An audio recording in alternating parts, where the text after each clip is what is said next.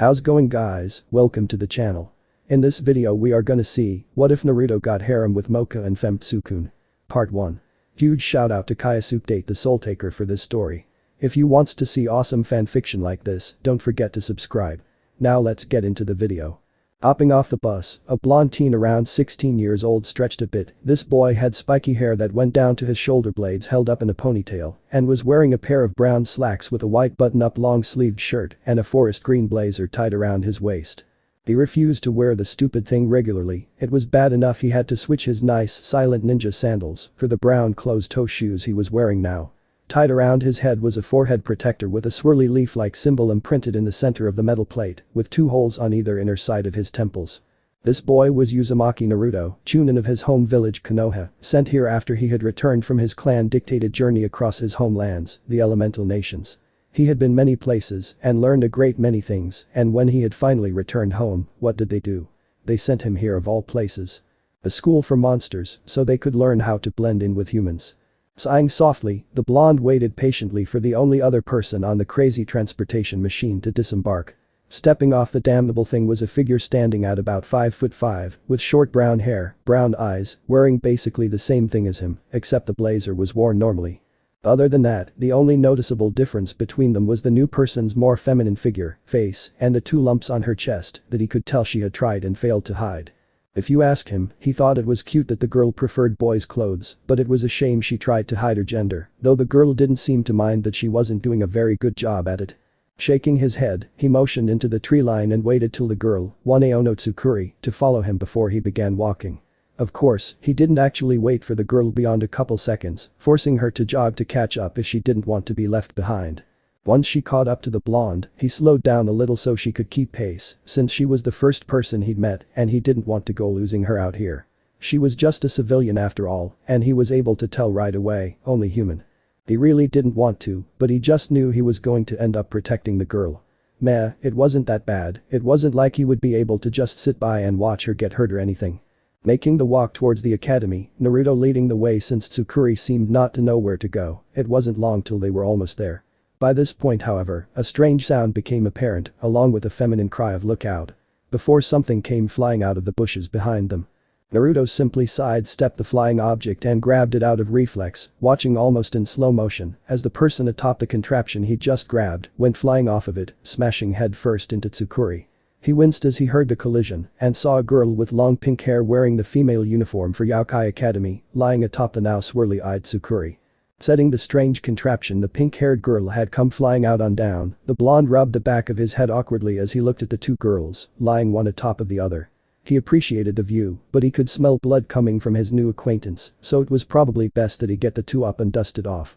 Walking over, he took both girls by the arms and hoisted them up effortlessly, lightly patting them to get the dust off, before taking hold of Tsukuri's head and turning it gently to get a better look for any damages. He wouldn't ever be able to use traditional Iryo ninjutsu, but he had something just as good should he ever need it.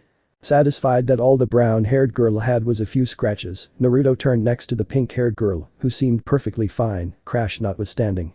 He noticed a silver rosario with a crimson jewel in the center hanging from a choker on her neck by a little chain, and tilted his head just slightly. Then he noticed that she seemed to be looking past him, intently focused on Tsukuri, her nose twitching ever so slightly. Cute. Ah. I'm sorry, my name is Akashi Moka, I'm sorry about crashing into you. I have anemia you see, and I didn't get breakfast this morning so I was a little lightheaded just now. Seeing as she had snapped out of whatever pseudo-trance she'd been in, Naruto shrugged and stepped aside. The apology was obviously meant for the victim of the crash, so who was he to get in the way? Of course, he didn't expect the girl to brush past him and bring out a handkerchief to begin dabbing at the scratches on Tsukuri's face and neck. Raising an eyebrow as the girl began to display some odd behavior, he noticed her nose begin twitching slightly again. Was that girl sniffing Tsukuri? Well, the girl didn't seem to mind the pink-haired girl's closeness, if the flush rising to her cheeks was any indication. Who knew the shy girl he met on that crazy transportation machine swung that way? Ah blood, I'm sorry that scent. The pink-haired girl leaned closer to Tsukuri, whose face got progressively redder the closer the other girl's face got. Suddenly though, as the brown-haired girl clenched her eyes shut, prepared and strangely willing to say goodbye to the chastity of her lips, in the face of this strange but cute pink-haired girl who had recently crashed into her, the pink-haired girl lowered her head. Now pushing her face to Tsukuri's neck. Jew. Tsukuri froze, as did Naruto, though the blonde soon began trying to stifle a bout of the giggles. He was a man, he didn't giggle, damn it. Still, it was hard to fight the sounds bubbling in his throat as he watched a brown-haired girl begin slowly starting to freak out as the recently introduced Moka seemed to drink her blood. Suddenly the pink-haired girl pulled back with a flushed face, placing a hand to her cheek shyly, even as Tsukuri shot up and back, yelling about how she just had her blood sucked. It was around this time that Naruto firmly slapped his palm against his face, mindful of his glasses, and shook his head as he forcefully turned his treacherous body's giggles into light chuckles instead. Moka, seeing how distressed the brown-haired girl seemed to be, gained a worried look as she too stood up, curling her fingers against her chin worriedly. I'm sorry. I couldn't help myself, your blood just smelled so nice. It's because I'm a vampire, you see, and I already said I hadn't had breakfast yet. Sighing, Naruto chopped Tsukuri on the forehead lightly to get her to calm down, before placing a hand on Moka's head and rubbing lightly. The girl's worried face melted away into a small kittenish smile, leaning into the blonde's touch. Don't worry about it too much, Akashiya-san, I'm sure Aono-san will get over it quickly. Right, Tsukuri.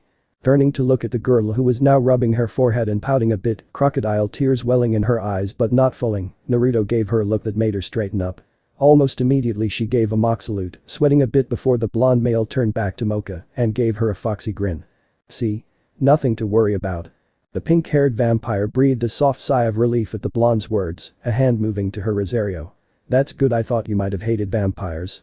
While one of the onlookers was immune to the cuteness the vampire seemed to exude, the brown-haired girl was not so much. Her face flushed again, and she sheepishly rubbed the back of her head. No.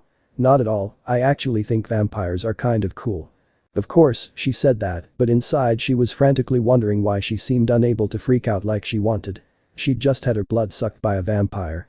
Admittedly, it was a really super cute one who was just her type, but didn't she have to worry about turning into a vampire herself now? The blonde of the trio smirked subtly as he glanced at the brunette among them, glad that his minor gain jutsu had taken such quick hold of her. He'd had a feeling the girl would be panicking, probably running around like a chicken with its head cut off otherwise. Gain jutsu, solving people's problems since conception. Ah, wonderful. In that case, would you two please be my friends? I've been a little worried since I don't know anyone here. Ah, what are your names by the way? I apologize for eating before greeting. The girl bowed towards the two, though Naruto simply waved her off. She hadn't drunk his blood after all, so it was all good. Of course, if she had, she'd probably already have one hand down his pants. Nudging the brunette girl beside him, she looked up at him and he motioned at the patiently waiting pinkette with his chin. Ah, right. My name is Aono Tsukuri, a pleasure to meet you. Returning the pink-haired girl's bow, the brunette swiftly came back up and looked at the blonde male beside her expectantly. Ahem.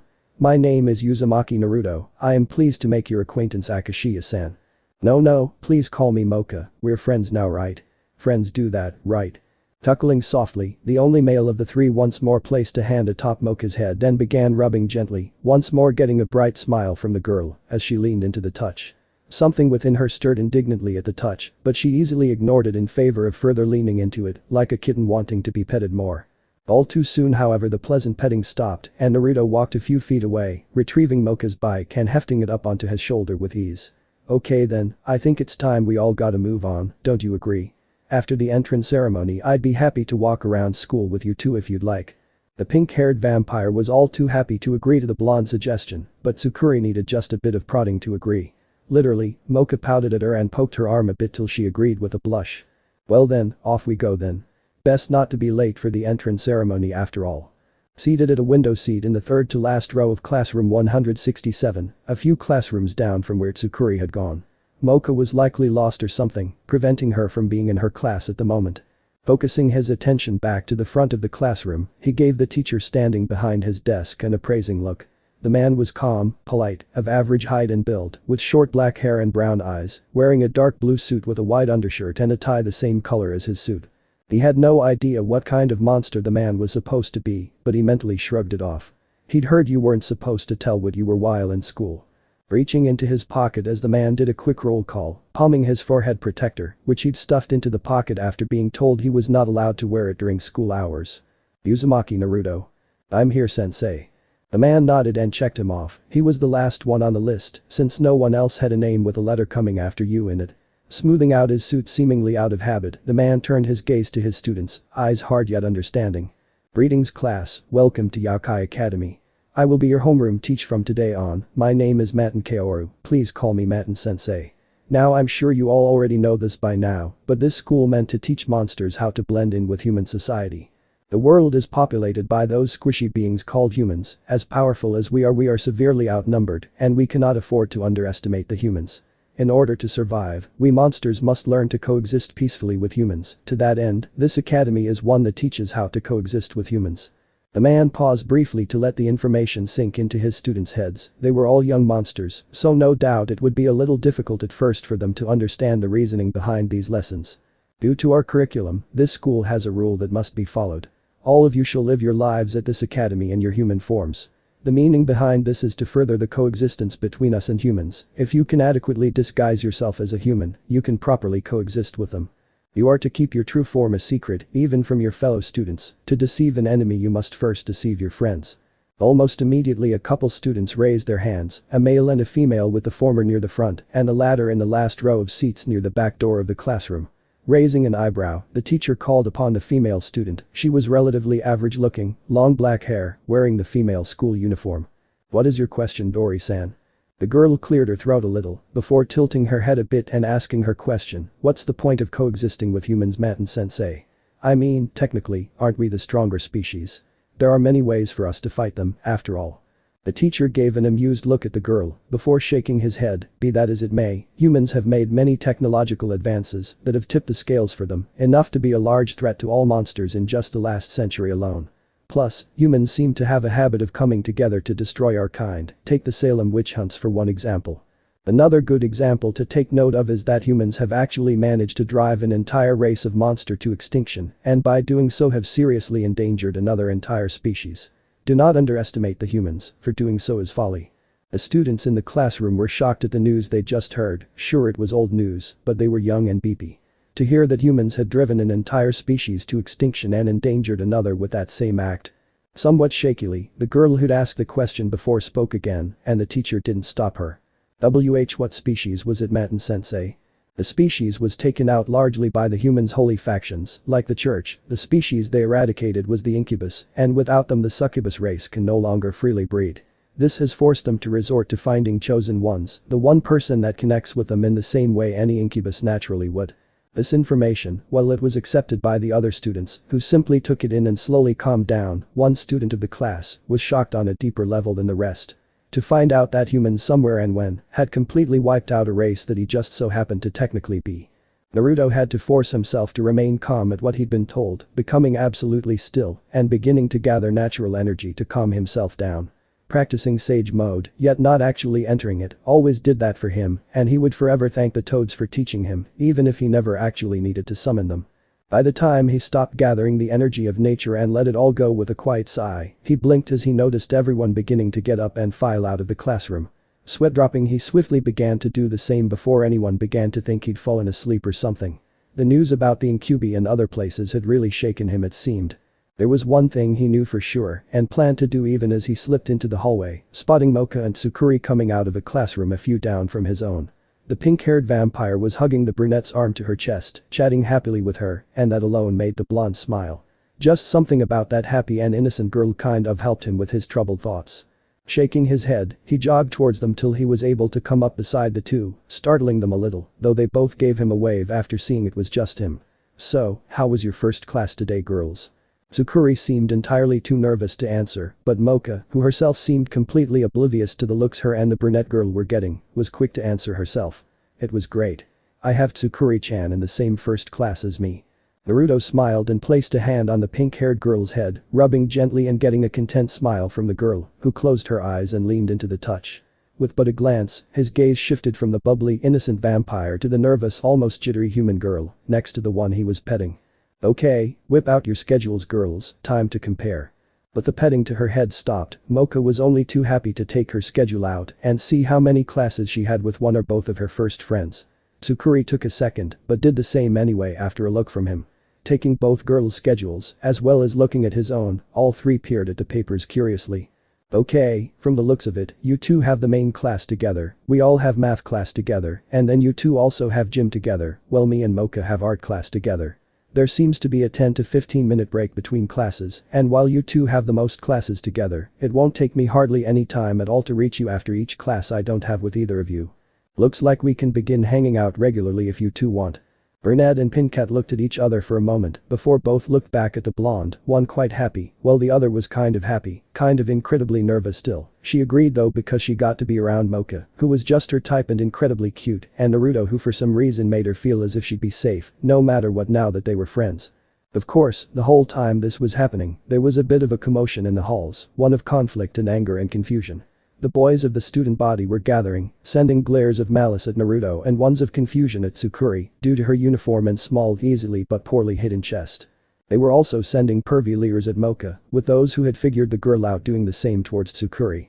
Moka didn't even seem to notice, so absorbed was she in gushing over having classes with her new friends. Tsukuri noticed though, and it only made her nervousness and anxiety almost shoot through the roof. Naruto sighed softly and made a mental note to speak with the girl privately soon. But first, reaching to begin petting Moka's head, distracting the girl from what he was about to do by letting her lean into the head rubs, he slowly straightened from the slight relaxed slouch he had been in. The moment he fully straightened up, the sounds of the gathered male students seemed to die down around them, and even the oblivious Moka cracked an eye open at the sudden silence. "Just what are you all doing, The voice that came out was calm, almost too sweet to have come from a male, and his kindly smiling face seemed to match the tone of his voice. There were just a couple of things that made everyone around the trio freeze in fear, and it actually made the two girls who were closest to him hug each other and shiver in terror, even though it wasn't aimed at them. Despite Naruto's kind-looking face and tone, eyes squinted shut like a fox, the dark aura and the demonic Hanya mask floating behind his left shoulder were currently scaring every student who saw it shitless. A few even passed out and wet their pants, foaming at the mouth. Well, almost immediately all the boys and girls scattered, though Naruto shot his hands out to grab Moka and Tsukuri by the collars of their blazers before they could do the same. Just as quickly as it had appeared, it soon vanished, and the blonde peeked his eyes open with a small smile as he turned back to his friends. Both girls seemed to have calmed down as soon as the terrifying aura and mask were gone, but the brunette was still quite shaken, envious of the Pinkette's ability to simply forget the sight and feeling. WHWH, what was that? What was what? I have no idea what you're talking about, Tsukuri. I was simply asking them a question. I wonder why they all ran away. The brunette paled a little and blanched, stifling the urge to point at the boy and mention the mask and aura he'd used. She didn't want to remember it. Oh, such pretty girls. Hard to tell with the uniform on that one, but there's no mistaking those subtle curves. The voice broke all three out of the awkward situation, and they turned almost as one to see a tall boy with short black hair and a few piercings standing near them, hands in his pockets. Naruto raised an eyebrow, Tsukuri simply blanched again, while Moka simply tilted her head a little. This was a boy from her class, wasn't it? Akashi Moka and Aono Tsukuri, aren't you? I'm Kamiya Saizu. Pleasure to meet you. At least it will be. Naruto's eyes narrowed ever so slightly at the boy standing before them as he came forward, intruding on their little circle. By the way, why are you two hanging out with this nobod? Why? The boy yelled out the last part as he tried to grab Naruto by the collar, presumably to lift him up and act superior. The slightly shorter blonde was having none of that. The moment the other boy's hand would have grabbed a fistful of his shirt near the collar, he had grabbed it and simply squeezed till there were a few cracks heard. Saizu glared at him before yanking his hand from his grasp, though the boy hid his pain by slipping the hand into his pocket again.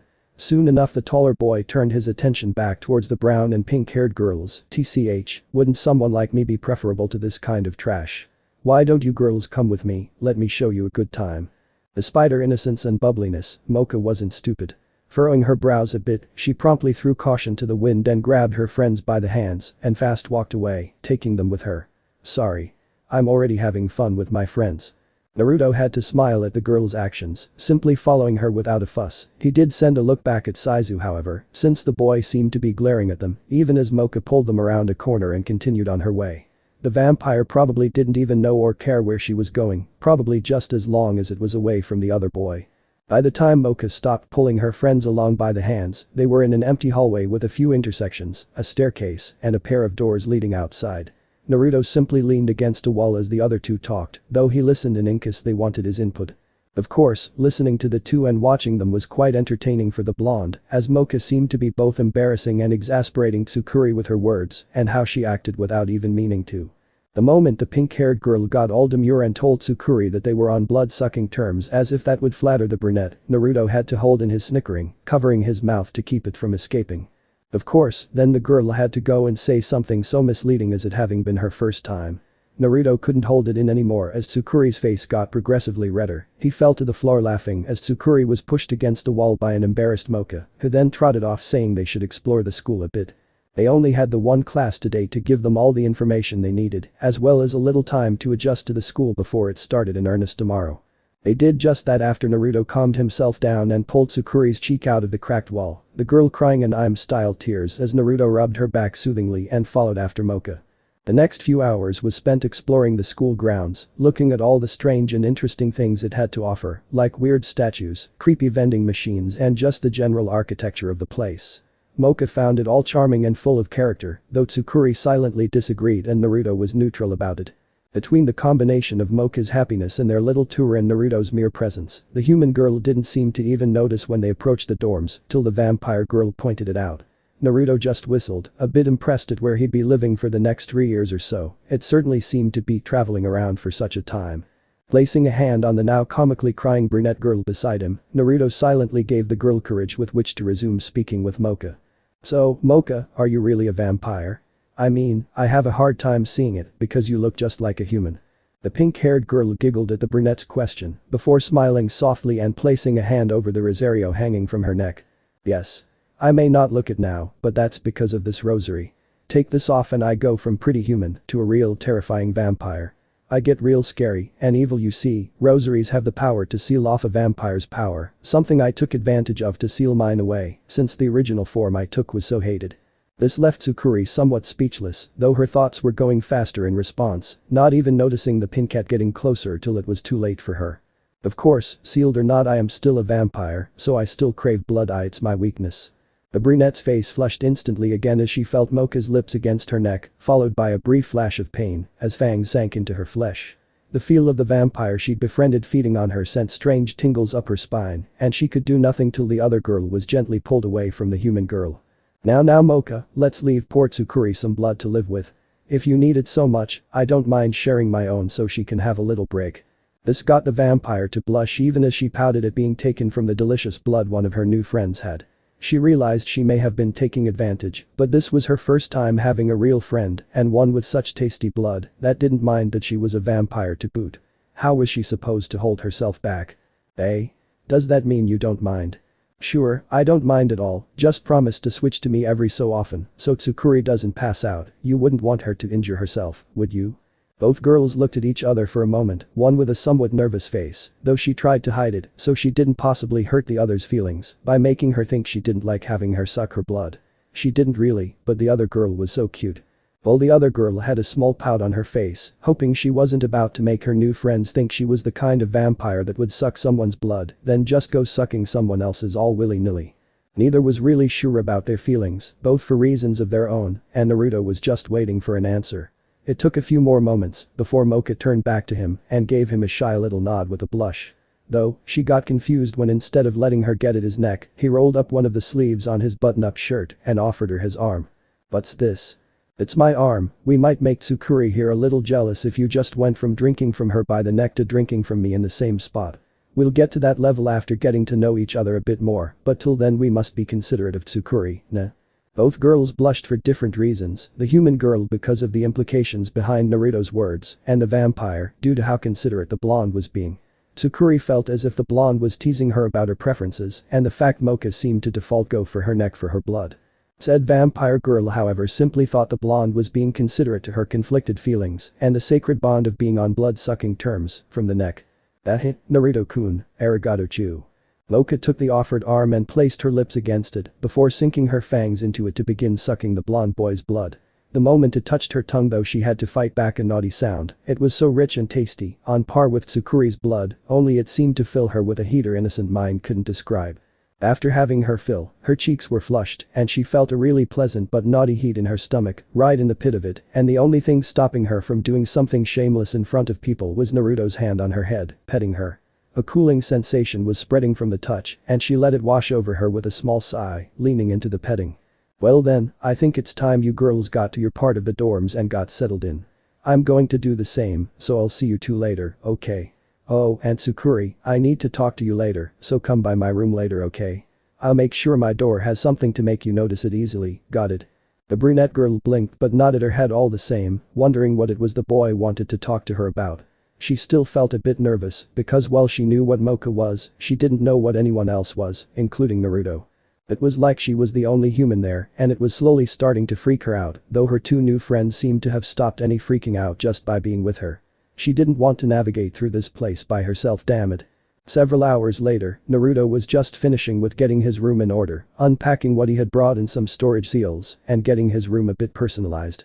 On his bed, he had switched out the pure black bed items, sheets, blanket, pillow etc. Now he had basically the same things, but made of a dark red, almost black silk. His kitchenette was stocked with some simple ingredients and other food items, his bathroom was stocked with toiletries, and in his closet, he had hung up some extra clothes and shoes. As for his personal resort, he had the large glass orb containing it placed on a little table at the foot of his bed. If you wanted to hide something, best to hide it in plain sight. It looked like a simple model housed in a glass container after all, there was nothing weird about having one. He hadn't started setting up his room till maybe half an hour ago, and he had done it by himself instead of using clones to make the process faster. Getting too dependent on those things would make him lazy after all. Now the only thing he needed to do was wait for Tsukuri to arrive so he could have a little chat with her, hopefully even help the human girl remain calm, since she was obviously nervous as all hell about being in a school filled with monsters. Poor girl had probably thought it was going to be normal, if strangely named. Thankfully he wasn't kept waiting for long after finishing his room setup, a mere 10 minutes after he'd kicked back on his bed with his arms crossed behind his head. Hearing a soft, unsure knocking on his door, the blonde snickered a bit before getting up to answer the quiet knocks. When the door opened, the girl on the outside began to blush a little, fidgeting as well as she looked at her friend as he smiled at her. She was glad she got the right door, she had no idea what kind of misunderstanding could have happened if she'd gotten the wrong door or what could have happened after. She was a simple girl, and only human, it wasn't like she could defend herself against monsters. For that matter, why would the boy she'd met on the bus and made the acquaintance of be inviting her to his room? Why did setting up her room and secretly panicking about her situation for a couple hours have to take so long? It wouldn't be long till curfew, a mere hour or so in fact. Shaking her head, Tsukuri gave a small bow to her blonde friend as he motioned for her to come in. There was a staff member that patrolled the male dorms, just as there was one patrolling the female dorms, but Naruto guessed that the male side staff member didn't really care who did what until curfew. Shaking his own head, Naruto closed the door slowly after his lady friend had entered his room. Adjusting his glasses on his face, the lenses glinted ominously as he turned to face the girl, who was standing next to his katatsu table. "Tsukuri, you're a human, right?" The girl immediately stiffened bodily at his question, beginning to sweat as her eyes darted around the room, she was probably looking for exits or something. "Calm down, I'm not going to tell anyone, exploit it, or do anything myself. My aim is to help you adjust and feel safe to what will be your new environment for the rest of your time here. You seem to like Moka after all, and she certainly seems to like you, however, if you would rather not be here, I can help you with dropping out, as it were. I merely want to let you know of the options available to you."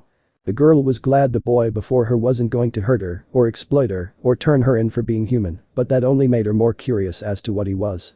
What kind of monster besides Moka apparently was that nice? Mo options. I wasn't aware I had very many of those at this point. And you don't really, Tsukuri.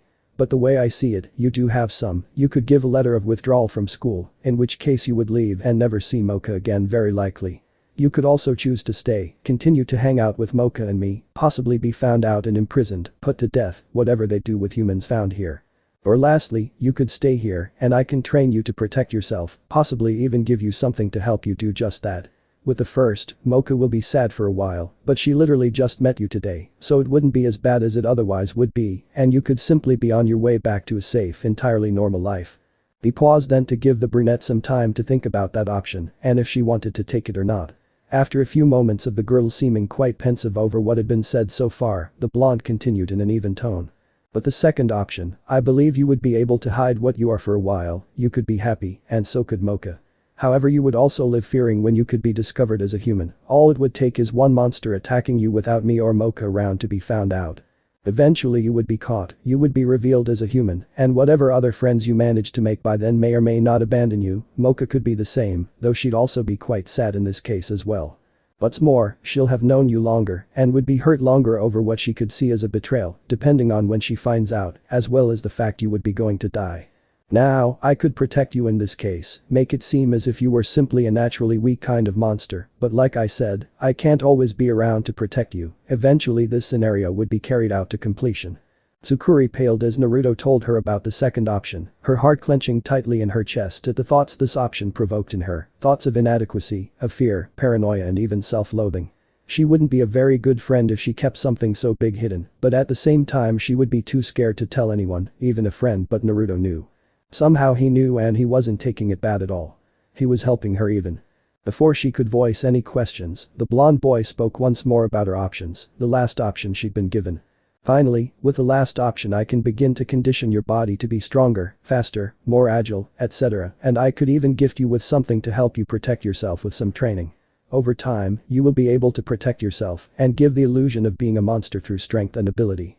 You will likely never be found out unless you personally tell someone you believe you can trust, you will not die, and Moka could be very happy indeed that she can continue with you as her friend. Finished speaking, Naruto stood before the girl now sitting on his bed with a deep and thought expression, brows furrowed, a small frown curving her lips down a little. She seemed conflicted about whether she wanted to leave or if she wanted to stay. She realized that he had given her 3 perfectly valid choices and it was now up to her to choose which one she would take. Thinking about it, she couldn't blame him for the choices being difficult to choose from for an admittedly wishy-washy girl like her. He gave her the choice to simply leave soon, possibly the next day, which would hurt Moka the least. She did in fact just meet the perky girl this very day. She was unsure how she felt about her, despite thinking that the girl was just her type. She was also being given the option of staying, but doing things by herself, and his hypothesis was mostly true. Sure, there were variables that couldn't be accounted for, but for the most part the boy had no obligation to help her. His offer was purely out of the kindness of his heart. Sooner or later, if she tried to go this without his help, only his protection when he was able to give it, she would be found out sooner or later. And depending on when that was, Moka could be hurt so much more than if she simply left the school as soon as possible. Then there was her last option. It sounded far-fetched, but it also kind of sounded too good to be true. The boy was offering to train her, which by itself seemed a little strange, and possibly give her some kind of probably strange item or something to help her protect herself.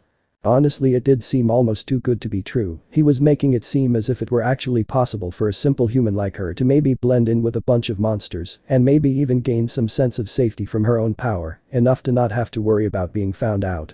Moka certainly seemed like she would be happy if she could stick around indefinitely, but she still wouldn't know she was really human, and on the off chance that it was still possible someone found out if she took the third option.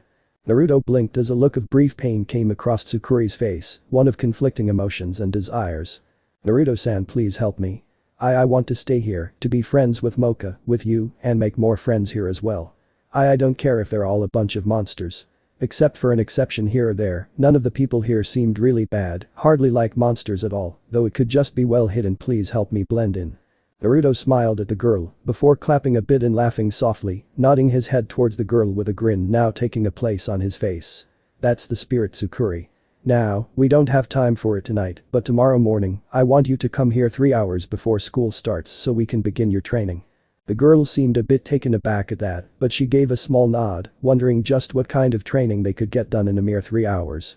However, if it could help her stay here, help her not be so afraid for staying here, then she would take it. It would be nice not to have to be so scared all the time, even if she eventually went to another human school. Sometimes bullies were just as bad as monsters, after all.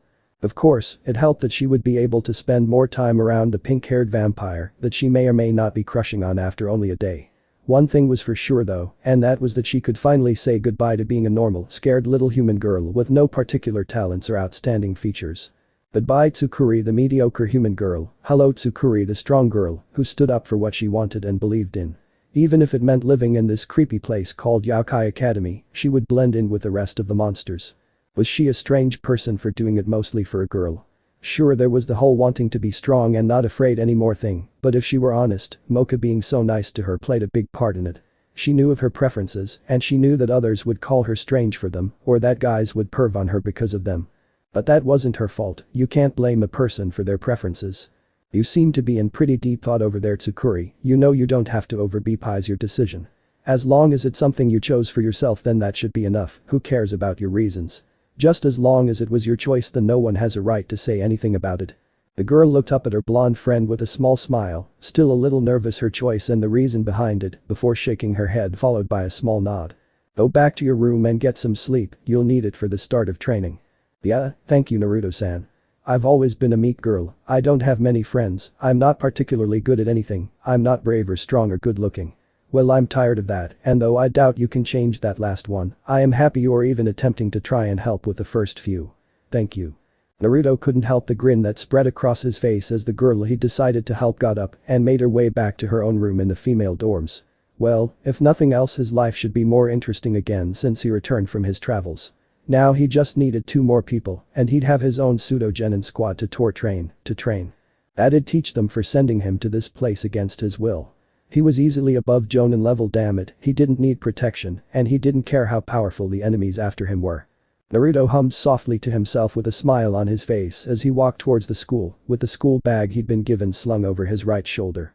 He hadn't seen Moka yet and Tsukuri had gone ahead of him after some training and rest, compliments of his special resort. She'd been a little freaked out at first, by which of course he meant she'd almost started foaming at the mouth when he'd revealed it to her.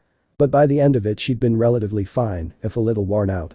Almost laughing a little as he remembered it, he was still aware of his surroundings enough to step aside as a large hand tried to grab at the tie he had on. It was an easy target cause he still refused to wear the stupid green blazer the school made a part of its uniform, which he had tied around his waist. How can I help you Kamiya-san? It seems you had some fun with those 2 girls the other day. Well, I hope you enjoyed it because you're going to stay away from them from now on, got it? The blonde simply raised an eyebrow at the other boy who was giving him some kind of weird mix between a glare and a beepy smirk. Sighing softly, he mentally shrugged before shaking his head at the boy. Oh, and just why would I do something like that? DCH before that, what is your true form? Well. Sigh, my true form is it? Fixing his glasses on his face, the lenses glinted ominously in the light as he stared at the wannabe pretty boy in front of him, trying to bully him and failing. Well, my true form is terrifying, you know. Do you really want to know what it is? Well then the truth is I'm a monster, jackass. Naruto's laughter made Saizu twitch, more so as some students seemed to begin laughing with the other blonde. Gritting his teeth, the somewhat taller blonde roared out and threw a punch at the laughing boy, though he merely sidestepped to avoid it, letting it crash against the wall and blow a decent-sized hole in it. Oh, isn't that cute, you think you're people? Why so angry, big guy? Are your instincts telling you to defeat me? To tear me to pieces so you can have Moka and Tsukuri all to yourself? I'm sorry if that's the case. Here, how about I give you 1 free hit? I'm warning you though, you better make it count, Kamiya Saizu. Saizu growled at the blonde for his seeming arrogance, clenching his fist tight before letting it fly towards the boy, who simply stood there as if to take it. He simply had to grin as his fist flew towards the bastard's face, and his grin only turned sinister when he saw and felt it make contact with a satisfying impact. Everyone watching was shocked, it wasn't every day you saw someone just stand there and take a punch to the face. Especially not from the same guy who just broke a stone wall with the same kind of punch, though something had to be said for the fact the boy didn't seem to move even an inch from the attack. Saizu's grin fell almost instantly when he realized the boy he'd just punched hadn't moved an inch, and in fact it felt as if he was the one injured, if the pain in his knuckles was any indication. He grit his teeth till he was sure he felt them almost begin cracking to keep from yelling out and making a fool of himself. He wouldn't give this upstart the satisfaction of hearing his pain. Oh well, I guess I simply had my hopes up too high. I was hoping to feel this punch after your last one broke apart that wall behind me. I guess someone before you already softened up that spot or something. Sigh. The wannabe bully growled loudly at Naruto's words, clenching his other fist before pulling the one against the other boy's face back and letting the next fist fly towards his face. Naruto was having none of that however and lifted a hand to catch the fist, stopping it cold when it made contact with his open palm. Sorry, you used up your 1 free shot, you wasted yours trying to be cute. You know I really don't like guys like you, guys who strut around as if they're above everyone else, who try to take whatever they please as if it belongs to them, even if it's another person. Sure, your admittedly nice looks probably help you get the girls you want, but your attitude it leaves much to be desired, and when they won't listen to you because of it, you likely use force.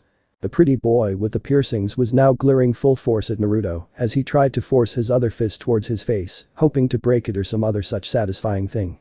However, either he tried to save face or his self-preservation instincts kicked in at last, and the boy simply scoffed before pulling his arm back and stuffing his hands into his pockets.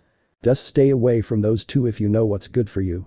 I went easy on you today, but you can't always be around a crowd. I'll be nice and wait till I get you alone so no one else has to see me kill you if I find you near those girls again." The punk-like boy grunted after speaking as he walked away, off to class and to get away from the infuriating blonde and his taunts. He would make that bastard pay soon enough before then, though he had some recon to do.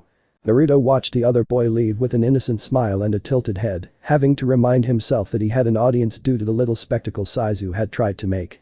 He had partially succeeded because now Naruto had to deal with people staring at him as if inspecting his face and expecting it to suddenly deform from the punch he'd taken to it. The sight of a dark aura and a demonic Hanya mask floating over his left shoulder, mixed with a scarily pleasant smile and squinted, fox-like eyes, quickly made every student looking at him, and even those who'd been trying to mind their own business, suddenly freak out and run for the academy. As if it was a safe spot or some kind of neutral ground. "Ah, that never got old, thank you scary lady from Kusa no Kuni." Moka stood in a small clearing a small ways away from the school, looking up at the sky and thinking about the first ever friend she'd finally made, both on the same day, at practically the same time. The thought of them made her heart flutter and joy swell in her breast. But the thought of them also made her blush and she didn't particularly know why. Naruto-kun she understood because he was admittedly a good-looking male with an underlying power she could just feel within him and that turned her on as a vampire. He was also kind, playful, understanding, and that all called to her current self as a person. Then there was Tsukuri, the girl she'd made friends with after crashing into her, somehow sans her bike that she'd been crashing with at the time. It may have been a bit brazen of her the first time she'd sucked the girl's blood, perhaps a little spur of the moment type of deal, but now she was conflicted. The girl didn't seem all too special, though Tsukuri was her friend so she didn't care about that, the fact of the matter was she didn't appeal to her as a vampire. However, the other girl appealed greatly to her as a person, she was nice, if a bit clumsy, and seemed willing to stick by her, even though she was intent on sucking her blood at times. Tsukuri's kindness was something she liked, and the girl appealed to her like that, but she wasn't sure what she felt exactly. Did she like the other girl? Was it possible for her to have those kinds of feelings for another girl? She was so confused, and her blush hadn't left her face for the last 10 minutes, as she had been thinking over her little problem. It shouldn't really have been one, she'd just met both her friends yesterday, and now here she was trying to make sense of her emotions, and likely making herself late for school in the process. The pincat was brought out of her thoughts by a rustling in the bushes, making her breath hitch as she turned to face it intently. She immediately let out a breath of relief as the somewhat fatigued and scratched face of Tsukuri popped out of the bushes, followed by the rest of the girl as she dusted herself off. Turning to look at the pink-haired vampire, the secretly human girl blushed darkly, which only made Moka do the same, though for a different reason. Tsukuri approached the other girl with a nervous expression on her face, wondering just how she was going to bring her species up with the girl she may have had a bit of a crush on. It wasn't like she could just come out and say, "Hey Moka-san, I just wanted to let you know that, even though this is a school exclusively for monsters, I'm a human who got in by accident." How did you broach a topic like that? Unfortunately, neither girl really had time to ponder anything much longer as a figure exited from the tree line, one that was taller than them by a fair amount and definitely more muscled. The first thing they noticed when the figure came out of the trees was his blonde hair and piercings, along with his fierce gaze, locked on them as if they were some kind of prey animals before a predator. "Hey girls. Alone I see, why's that? You could easily have just come to me and I would never let you be alone again." Both girls flinched a little as Saizu licked his lips after speaking, eyes narrowing at them as if he were about to fall upon them, believing they couldn't defend themselves. Moka was the one to react first as the boy got closer, pushing him away with a small cry, tugging Tsukuri back with her as she retreated to the edge of the clearing, while Saizu only laughed darkly at the pinket's actions. "Wahahaha, I'm quite serious, you know Moka's beauty, Tsukuri's obvious shyness about her looks, you two are drawing me in more than those puny humans I've molested in the past. It's incomparable. Ah, but now my blood is boiling. I can't keep my human form at this point, my body is aching, I can't stop myself or hold myself back. Violating the school rules never felt so good." The boy's body seemed to change as he spoke, muscles bulging and clothes tearing as he grew larger, more bulky as his body grew, and his tongue seemed to stick out a good foot or two from his mouth as he changed. The two girls stood helpless and scared as the now transformed Saizu loomed over them, his tongue leaving a trail of saliva down Moka's cheek. Tsukuri bit her bottom lip at her helplessness, unable to do anything as she and Moka were about to be molested, violated at school of all places. I'm sorry I couldn't help Moka-chan." The pincat looked at Tsukuri with wide eyes, before biting her own bottom lip, thinking furiously as to what she could do. With her vampire powers sealed away, she was practically defenseless, and what strength she did have, she was unsure if she could do anything with. If only she could take off the rosary attached to her neck. Finally, as it looked like Saizu was about to get his way, his pants bulging in a sickening way in the front, Tsukuri finally remembered something that Naruto had taught her earlier. Her left hand flew to her right wrist, where a shiny golden wrist brace was seemingly locked around her wrist. Focusing on it, she clenched her eyes shut as she drew her fist back and let it fly. Saizu's cry, a whoosh of wind, and a meaty smack rang out almost simultaneously before the transformed boy was sent flying back to hit a tree with such force that the tree the boy hit was felled, falling to the boy's side. Moka stood in shock as she watched her frankly kind of scrawny friend send the large boy getting ready to molest them flying across the clearing with a single punch. Of course, Tsukuri herself looked just as surprised and shocked that what she had tried had worked. Clenching her fist, she stared at the wristband Naruto had given her when he had taken her into that strange little super mini world or whatever. He had called it his resort and told her it was a gift from some important friends and that it had special properties. That was the understatement of the year, the last several years even. Suffice to say she was truly speechless at having been able to get 3 whole days of training in with only 3 hours having gone by outside of the thing. During that time, Naruto had spent the whole 3 days doing 2 things for her. 1, he was teaching her how to throw a proper punch, and 2, he was teaching her how to activate the wrist brace she was wearing at will. This was honestly the first time it had worked how she had wanted, but she attributed it to her actually having a real reason to use it, compared to just being told how, and to do so during training. Before the launched away boy could even begin to get up, already growling, the sound of steady clapping could be heard all around the clearing, catching the attention of all within it. That was very good, Tsukuri, you showed determination to protect yourself and your friend, you showed guts. And that is exactly what you need to properly use that item I gave you. However, I think it's time I took it from here, it wouldn't do for you to get hurt fighting before you were ready. The obviously male voice somehow seemed to echo all around the clearing and it was easily recognized by everyone there, filling 2 of the clearing's occupants with relief and 1 with rage. He had told this little runt to stay away from these 2 girls. Show yourself. I thought I warned you not to come near Moka or Tsukuri again. Come out so I can destroy you and at the same time, destroy any hope these 2 have before I take them as my own. There was a long, suffering sigh from right next to the fallen form of Kamiya Saizu, drawing attention to the now revealed Naruto, who was simply leaning against a tree. He gave a small wave to the 2 girls across the clearing from him before turning his attention back to the transformed boy. So we're revealing our true forms now, huh? Alright, technically we aren't fully on school grounds, so I guess it's cool. Bear with me though, mine certainly isn't as impressive a transformation as yours, Mr. Muscles. Unlike the ugly transformed boy with the torn clothing, Naruto gained no extra mass, his clothes didn't rip, and he was still a hell of a lot better looking than whatever the other boy had become. On his forehead was a pair of segmented horns that stuck up on the inner side of each temple, these were about 6 inches long and a single inch wide, ending in wicked points.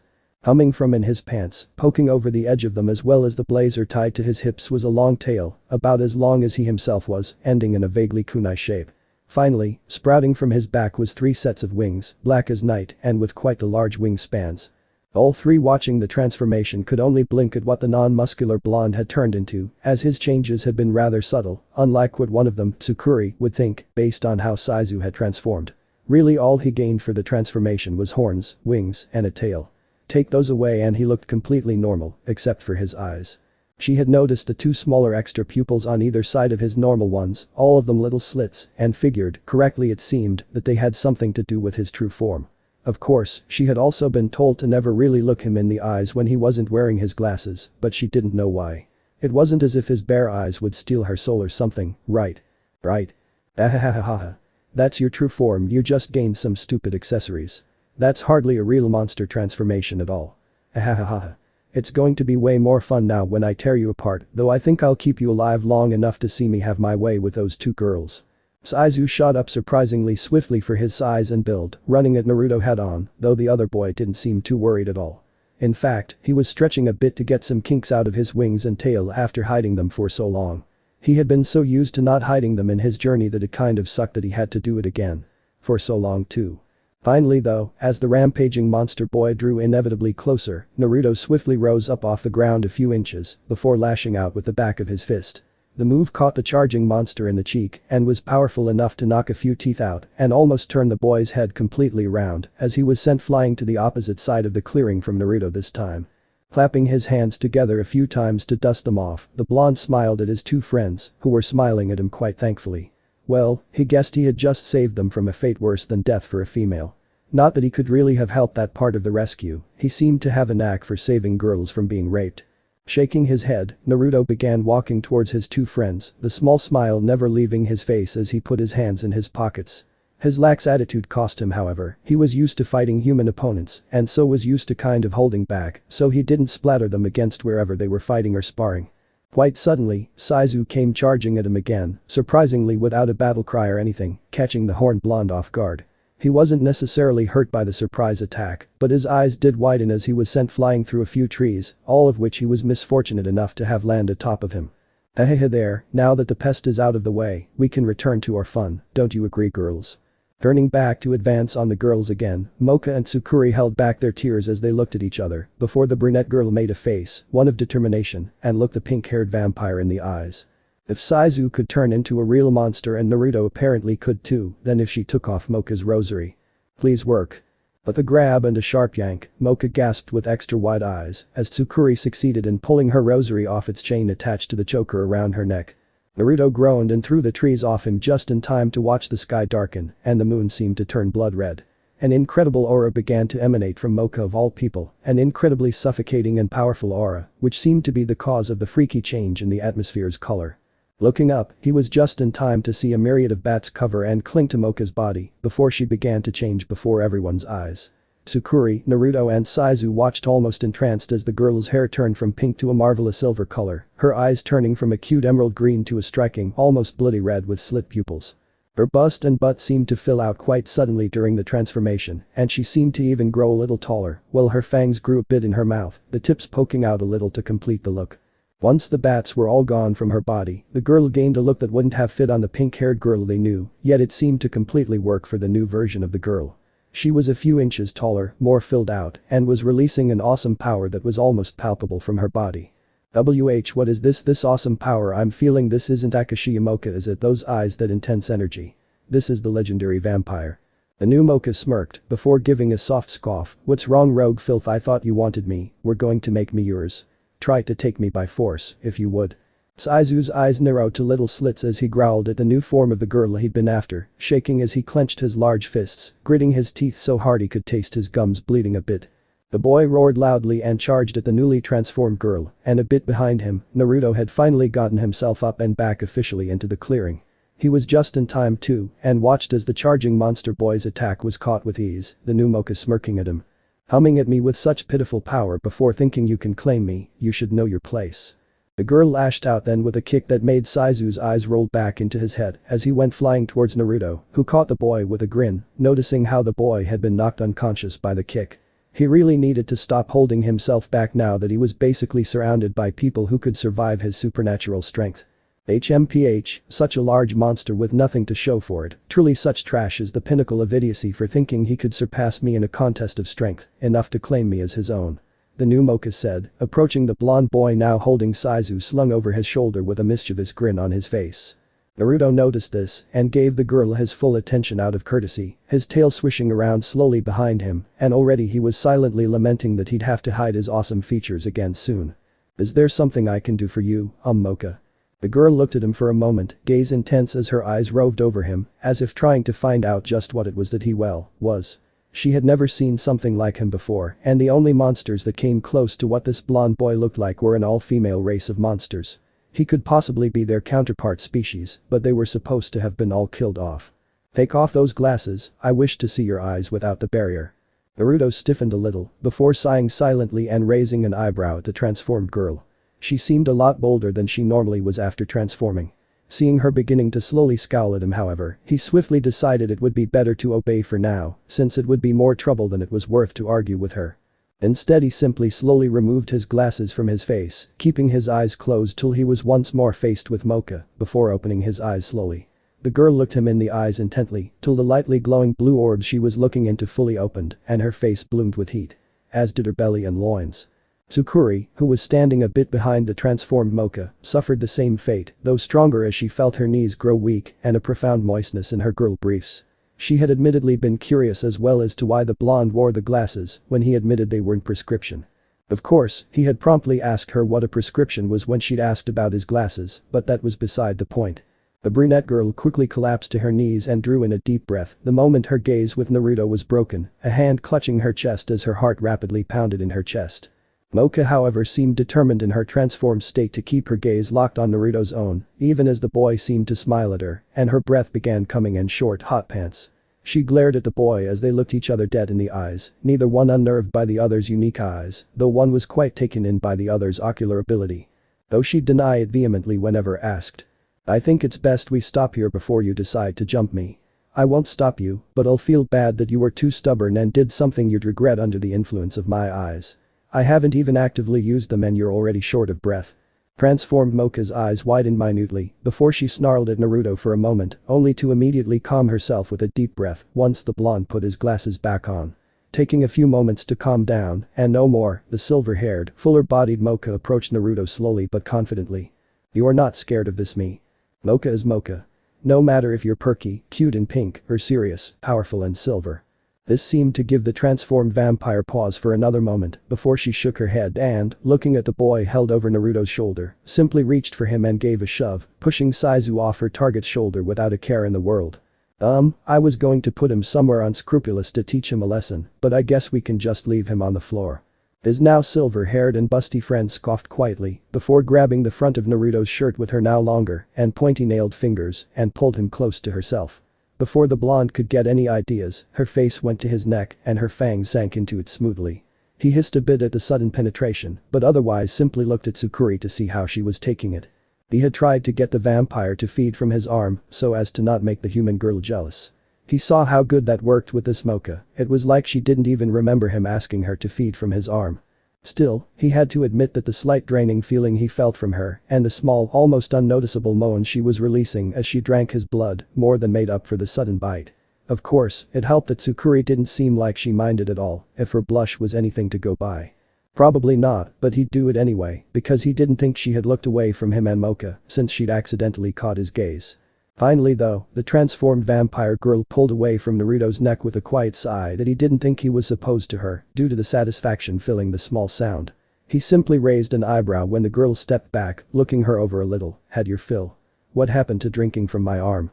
"HMPH, I will not be told what to do by you, the other me may like you for your personality, but you carry qualities I myself find appealing. You'll have to make me listen to you if you can."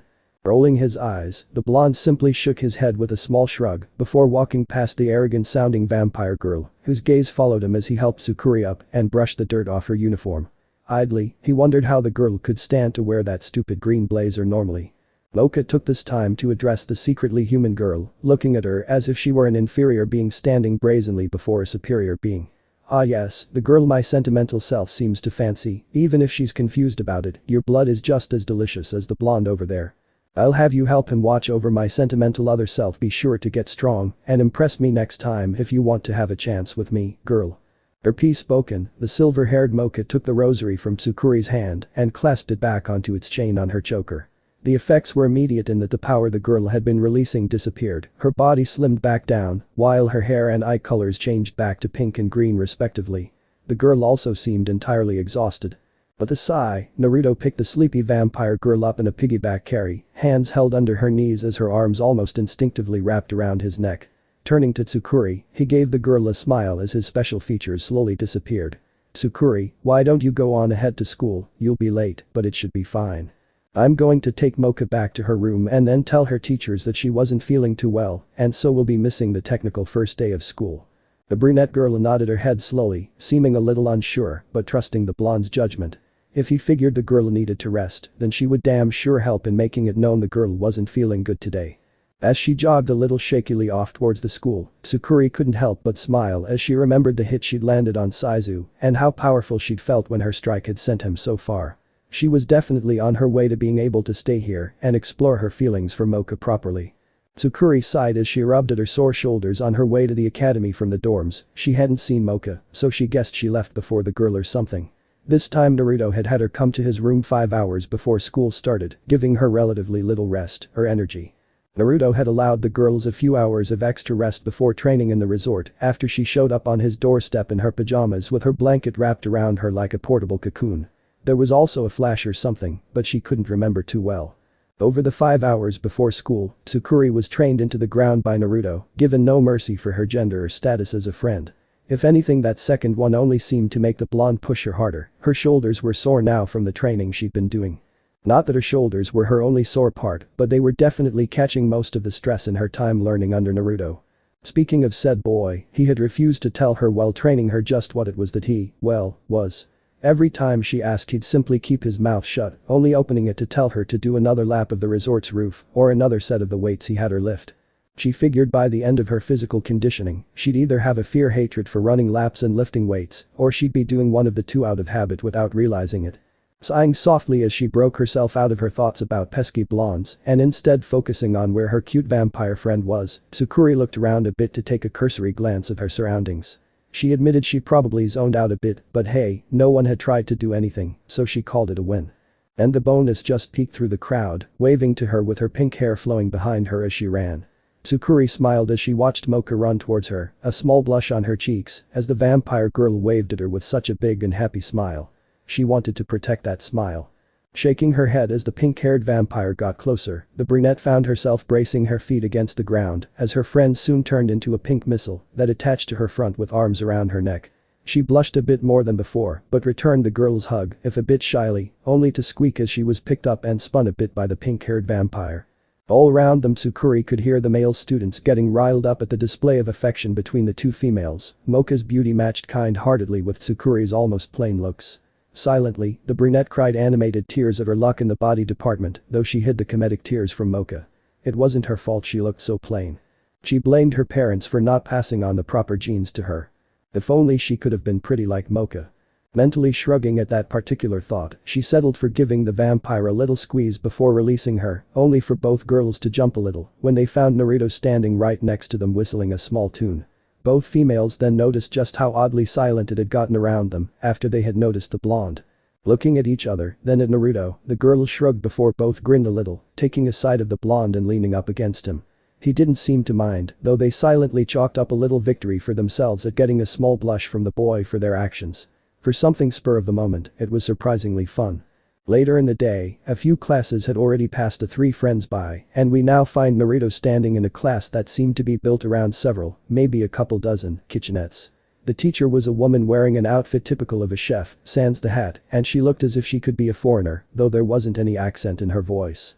Currently he was standing next to a blue-haired girl wearing a slightly gaudy yellow sweater over the school uniform instead of the awful green lady's jacket. He noticed that while it gave the illusion of quite a large bust, it was just that, an illusion made by the sweater pushing them together and upward. They were still fairly big, just not as big as the sweater made them out to be. Blinking as he realized he had just spent a couple minutes beepizing his kitchen partner's sweater, he sweat dropped a bit before sighing and absently reaching for ingredients as they were called out by the blue-haired girl next to him. My, she was a bit of a bossy one, wasn't she? There was something else about the girl as well that he couldn't quite put his hand on, as she gave him orders for which ingredients to get, which order to use them, and how to use them. It felt to him as if something was trying to prod and poke at his mind to enter it and do something to it. He also noticed how the girl seemed to frequently try and gain eye contact with him, something that was disturbingly familiar to him. He did it himself sometimes when he was battling a female opponent and couldn't afford to play fair. Frowning slightly, Naruto subtly gave the blue-haired girl a sniff from a distance, so he wasn't noticed so easily of course, and both shivered and allowed his mind to race. The girl was definitely some kind of sexual demon like him, and boy did she smell like it. The girl must have been constantly blasting her innate charm or something though, because the pheromones pooling off the girl were crazy. He pitied every guy in a relationship in this school who had an enhanced sense of smell who went near this girl. Suffice to say that one sniff made him quite uncomfortable for the rest of the class. He had to constantly hide his erection as the girl seemed to try to be as close as possible to him, the longer whatever she was trying didn't work. By the time they were supposed to go up and show the teacher what they had made, Naruto had adamantly insisted that the girl, Kurumu if he heard right, do it herself. He used the excuse that she had done most of the work, while all he did was get the ingredients and help with a little mixing. She did it in the end, but the look she sent him as she walked away, along with the sway to her hips, did absolutely nothing to calm his raging pheromone-induced boner. In the end, he had to resort to calling his tail under his pants and using it to point his hard-on into one of his pants legs till it went down. It didn't help that he could feel himself throbbing against his thigh since the moment he did it. As the bell rang to signal class ending, he tightened his tail around himself under his pants and hoped it worked to hide his somewhat forced arousal as he walked as quickly yet nonchalantly as he could out of the classroom. Once he was away from the blue-haired girl, no doubt a succubus with those pheromones, he was thankful to feel his body heat going down, and though it took a moment or two of concentration, his not-so-little friend also calmed down. His problem taken care of for the most part, he dismissed his tail and took off to find Moka and Tsukuri, who he figured he'd be able to find together at this time. They had both just had gym class if he remembered their schedules correct, and next was lunch, something he knew Tsukuri wouldn't miss. Especially after she'd started her training, she was starting to become a little more energetic and began needing a bit more food than usual as well. Shaking his head, he cut through a nearby hall to try and head his friends off at the cafeteria, only to see a very strange sight as he rounded the corner. There was a girl leaning against the wall just shaking, as if she were trying to move, but couldn't seem to do it. As soon as he had stopped, her eyes snapped over to him, looking positively pleading. She was actually quite attractive, with seemingly unblemished fair skin, shoulder-length red hair, cute pink lips, a full figure with lovely hips and a decent D-cup bust. She was wearing the girls' school uniform, though somehow she had gotten away with switching the ladies' jacket with a brown leather one that stopped around her navel. Sweat dropping as the girl pouted at him, he shook his head and approached her, getting a soft sigh from the girl. "Thanks man, I forgot to do my stretches last night, so I'm all stiff today. Though, I wonder why it didn't set until just now. Never mind that, just start moving my joints around till I can do it myself. Warmth helps too, you know." Nodding and reaching for the girl's arms first, he uncrossed them and began to slowly work them despite the awkwardness of the situation. Soon, her arms were acting a bit more flexible and not stuck in one place, though she continued to move them and stretch them after they got moving just to be sure. Naruto meanwhile got started on the girl's left leg, using one hand to steady the girl, as his other hand lifted and bent her leg rhythmically. "So, why do you need to stretch with such urgency? It's like you were all locked up in your own body." The girl who'd appeared stuck leaning against the wall, blushed a little as she continued working her stiff, somewhat sore muscles, including the leg that her blonde helper had gotten unstuck for her, while he worked carefully on the other leg. "I'm a zombie, you see, so I have to make sure I stretch before bed, and sometimes even when I wake up, otherwise I'll get all stiff and look like a stereotypical undead gal. I in movement anyway, it's not like I'll rot or anything." Naruto chuckled softly at the girl he was helping, wondering if she was actually a zombie, because he hadn't really been paying much attention to her, so she looked quite normal to him. Well, she did till he focused on her body while carefully lifting and flexing the girl's remaining leg. It looked like she was hiding some kind of marks or something with quite a bit of makeup. "Hey, I remember you're in my main class in the morning, aren't you?" The girl raised an eyebrow before grinning, showing off all her almost cartoonishly sharp teeth. "I'm in your cooking class too, blondie. I totally saw you rearranging a stiffy earlier." "Hi ya. Blushing at the girl's teasing, Naruto simply grumbled and reached back to give her rump a firm smack, making her jump a bit before she realized she was basically good to go. Blushing a little herself, the girl rubbed the back of her head sheepishly for her teasing. Thanks for the help, I was in a real pinch with my stiff joints. Maybe I'll help you out with something stiff sometime." With a wink to the boy she'd made the offer to, she turned tail and ran off, leaving Naruto grumbling and pouting at her retreating back. He knew two things now from this encounter with the girl: he was going to get her back for this, and before he did that he had to find out her name. Giving a soft huff of remembrance as he sat in the lunchroom and enjoyed a bowl of ramen and a tuna sandwich, Naruto slowly looked around, keeping an eye out for his friends. This was their lunch period too, though he had no idea where either of the girls was, but he supposed they could just be lollygagging on their way to the cafeteria. They should hurry though, it wasn't as if they had forever to eat lunch in the first place. He was interrupted in his stationary lookout for his friends when a minor annoyance took a seat opposite of him. It was the girl with the uber-powerful pheromones again, and the worst part was he was quite sure she was only partly aware of just what she was doing. She had no idea what he was, no idea how strong he was, how strong his will was. She could be tempting some kind of soul-eating doom beast for all she knew. He wasn't one of those, he was just saying. Plus, she had no idea who any of the boys she'd probably charmed were either. They could be a bunch of damn psychos. Gosh, he was some strange dichotomy of not having it and strangely protective over this girl. It must have been his instincts as the apparent last incubus in the face of a healthy if somewhat naive succubus. "Is there something I can help you with, Kurono-san? Do you possibly want a bite of my tuna sandwich? Or should I go get you a hot dog from the cafeteria store?" His tone of light teasing and the barest hint of mocking seemed to fly over the girl's head as she stared at him intently, cheeks a bit flushed. "This whole day ever since you became my partner for today in cooking class, I don't think you've ever looked me straight in the eyes, have you?" Raising an eyebrow, the blonde pursed his lips for a moment at what he figured to be an attempt to charm him by the girl. Sadly, he had to burst her bubble. "You're wrong, I've made eye contact with you, however brief, several times during cooking class. You are probably simply so used to men falling under your charm ability that you dismissed my glances as tricks of the eyes, since I didn't succumb to it right." The blue-haired girl's eyes widened, and she gripped the table tightly as she turned a glare onto the boy, though it also seemed to have a bit of hope in it too. "How?" Humming softly for a moment, Naruto placed a hand to his chin as he thought about what he would do about the situation. Finally, he decided not to deceive the girl, and indeed he found he hadn't the heart to after what he had learned about her race and its sibling race, his race. Part of the truth is that these glasses block the charm ability, though it was meant for one much stronger than you are using. Another part of the truth is that I don't need these glasses to look you in the eyes, Kurono-san. You are a succubus, right? The girl's eyes were wide, and she seemed to begin trembling immediately after he told her he had no need for the glasses to basically block out her charm ability. Her heart was pounding in her chest, and she felt for all intents and purposes as if she were a shy little girl about to get the best present in the world, with enough to share with her whole family. As long as she got first dibs, that is. Taking off the glasses, Naruto leaned forward so his face was mere inches from the blue-haired succubus's own, his glowing blue eyes seeming to entrance her, both completely unaware of the students now looking their way, completely focused on them.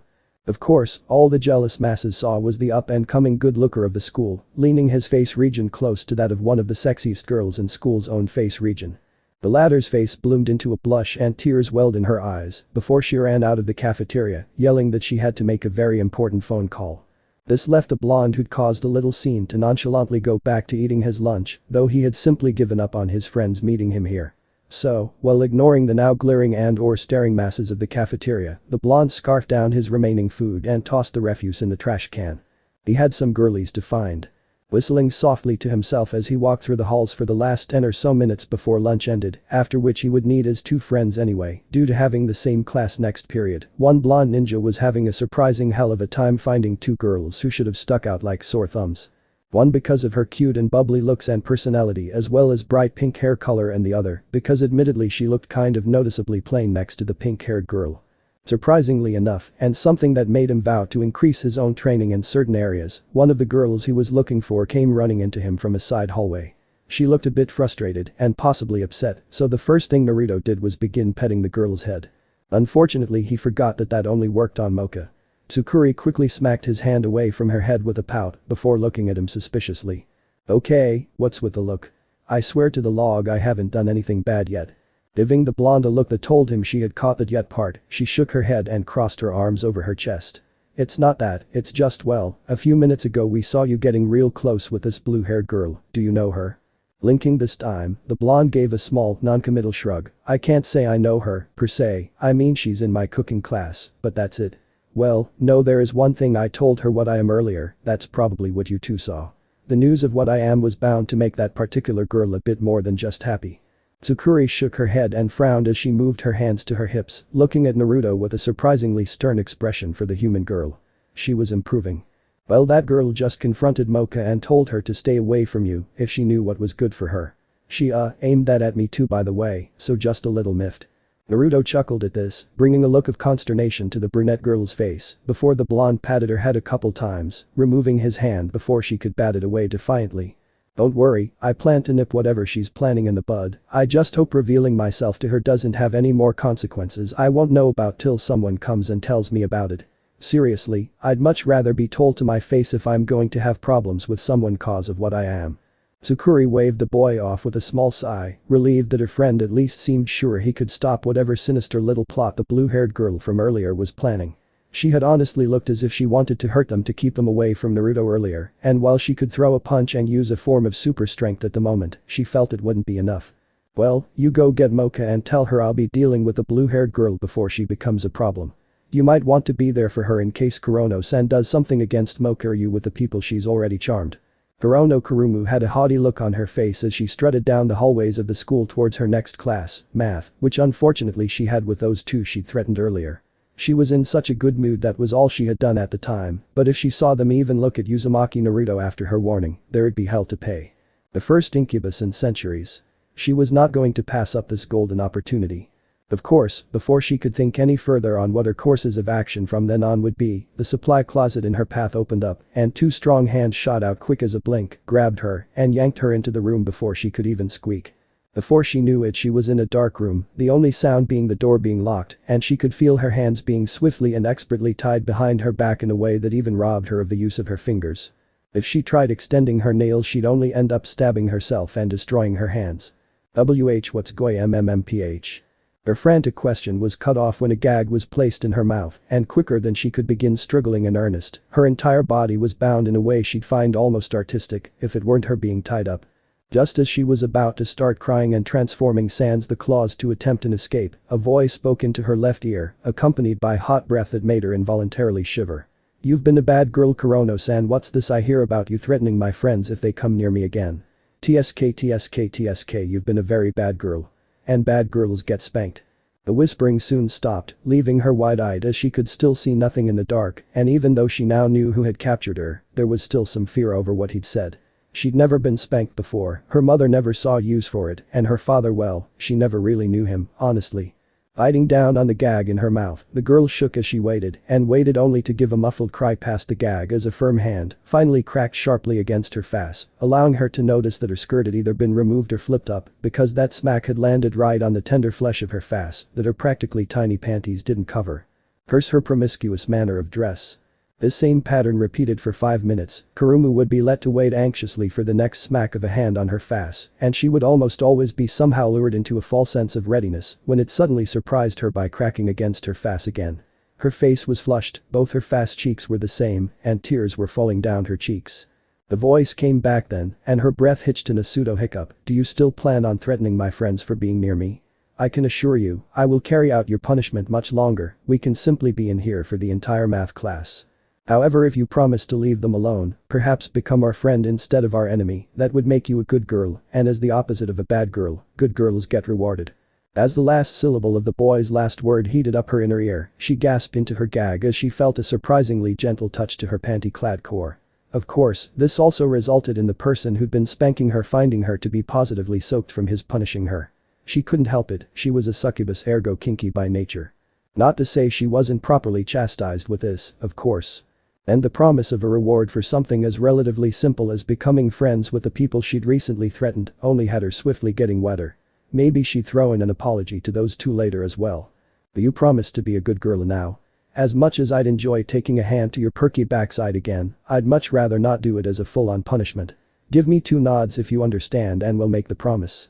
Quite quickly the girl gave 2 nods of her head and he was treated to the sound of muffled whimpers as he proceeded to rub at her soaking core through her panties. Smiling, he thanked his excellent night vision for allowing him to view the state of the girl he'd kind of sort of kidnapped and assaulted, depending on how you looked at it. But was he kidding? If he wasn't so sure the girl in his lap was probably smitten with him for his actions, he'd have both a guilty conscience and probably a lot of people, least of all the girl's parents, after his head and his face for his actions. Taking a small calming breath, shivering as he breathed in the girl's heady pheromones, he pressed a little harder on her panty-clad snatch as the girl tried to wiggle and get more than just the small touch he was giving her. He gently laid a hand across her handprint-marked buttocks, garnering a muffled gasp from the girl as his warm hand felt somewhat cool against her heated flesh. "Patience, I'll be sure your reward is fulfilling and satisfying before we head back to class." She tried, she really did, but Kurumu simply couldn't help just a little wiggling as the incubus who had revealed himself to her rubbed her panty-clad muff far too slowly for her liking. Of course, she would have much preferred something larger and harder of his, but she figured she wouldn't push her luck. For now anyway. Since she could have what she truly craved, even if the newness of it made her nervous about actually getting it whenever she finally did, the blue-haired succubus settled for the touches her incubus was willing to give her. Thankfully he began to soon touch her more, pressing 2 fingers to her covered core, placing a bit of pressure on her opening, drawing a low moan from the bound girl, past her gag. Idly, it occurred to the bound girl that she should probably get out of here soon if she didn't want this to become some kind of fetish. Ah, the perks of being a succubus, she was able to enter a state of somewhat enhanced pleasure.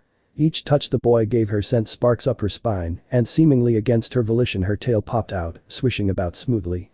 Finally, her panties were pulled to the side and a single digit was slowly pushed into her slit. As a succubus she didn't have a hymen, or to be more accurate, she was born without one. She could have one technically whenever she wanted, both as a deceiving tactic against people with certain tastes or to enhance the atmosphere of sex. Some man like the thought of taking a girl's virginity after all, something about pride or what have you. The blonde's fingers slipped into her easily, even as her walls clenched down around him and coated his digits in her feminine honey. She was a succubus, so she naturally produced much more than any other race, except possibly water-based monsters. The previous spanking and now the current fingering were getting too much for Kurumu, who had only ever touched herself before and had also never been spanked before. Succubus or not, she was technically still a virgin, even if she didn't have the physical proof, she had yet to really earn the legendary stamina of a succubus. And she wouldn't till sometime after she finally lost her virginity. But the soft, muffled cry and the arching of her back, wings popping out like her tail and flaring out, Kurumu came all over Naruto's digits, which were slowly, teasingly even, pulled from her. She still couldn't see, but she could tell by the pleased sound the boy made mere moments after taking his hand from her crotch, just what he had done.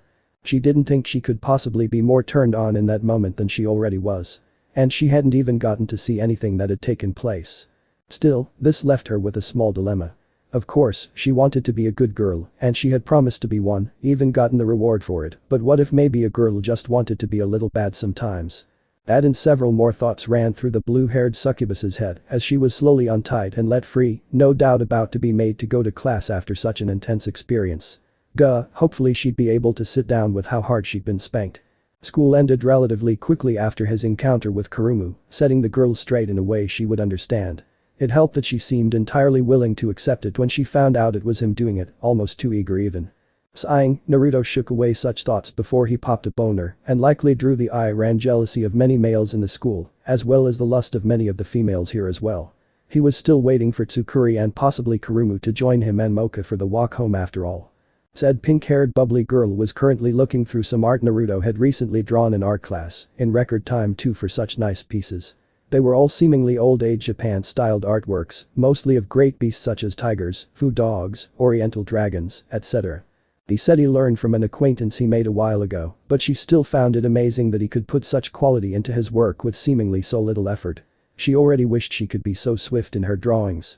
Of course, when she'd voiced such to Naruto he had pointed out that all his drawings, while giving the illusion of being elaborate and elegant, were actually quite simple. It wasn't as if he could draw any of the things he'd seen others in the class draw, and the only reason it looked like he might get good grades in the class was because Ishigami-sensei seemed to be a collector of old Japanese artworks. Apparently his counted. It figured for him to become a teacher's favored student, he'd have to go to a school for monsters. Outing seemingly at random while waiting for Tsukuri and possibly Kurumu, Moka took this opportunity to speak with the boy over what he had apparently done in dealing with Kurumu before she became a problem. When the two of them had come into math class several minutes late at the same time, it was kind of suspicious. Then she had noticed Kurono-san having trouble sitting without shivering and/or wincing, and her cheeks would flush whenever one or the other action occurred. "Naruto-kun, can I ask you something if it's not too much trouble?" What do you need, Moka? You know I can't help you with homework, you're already better than me at that.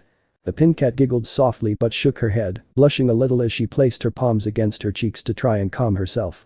No, well you see, it's just how exactly did you deal with Kurono-san earlier? She seemed a bit off, and you looked a little uncomfortable during math class as well. Naruto sweat dropped at the girl's question, before shaking his head a bit and scratching his cheek sheepishly, a small blush on his face at remembering why he'd looked so uncomfortable during math class. If it wasn't bad enough he'd been in close proximity to an aroused succubus, not only was he the cause of said arousal, and even managed to get a taste of the girl's climax, but then when they had finally managed to get to class their teacher turns out to be some kind of super stripper or something with the outfit she was wearing, as well as the general aura she seemed to give off. He swore she was doing it on purpose, but every so often she would do this little bending over motion towards the board to write low near the bottom of it, and that would push her butt out a bit to make it more pronounced. Her skirt just so happened to be short enough to hint at a peek of hidden delights from between those soft-looking thighs. He blamed the teacher for a good 60% of the problems he'd had and felt he was going to have for that class. Kurumu was no doubt going to be responsible for the other 40% of his troubles. God forbid she ever found out any of his fetishes. Ooh, you're spacing out, Naruto-kun. Blinking, the blonde realized that he had indeed spaced out and he seemed to have followed the pincat to a nearby juice vending machine. Sulking at what had to be like the millionth time yes he knew he was exaggerating he had gotten so distracted he was no longer aware of his surroundings. Naruto popped some coins into the machine and bought Moka tomato juice. Sorry about that Moka, but it was really nothing, we just had a serious talk and I used a method to get my point across that I was positive she would understand. She got the message, so there shouldn't be anything more that needs to be said on the matter. He huffed after speaking, crossing his arms over his own chest as Moka pouted at him, but accepted it after a moment and opened the drink the blonde had gotten her. Sighing, he reached out and began to pet the pink-haired vampire's head softly as she enjoyed her drink. It was the least he could do for hiding his real method of disciplining Kurono-san from her.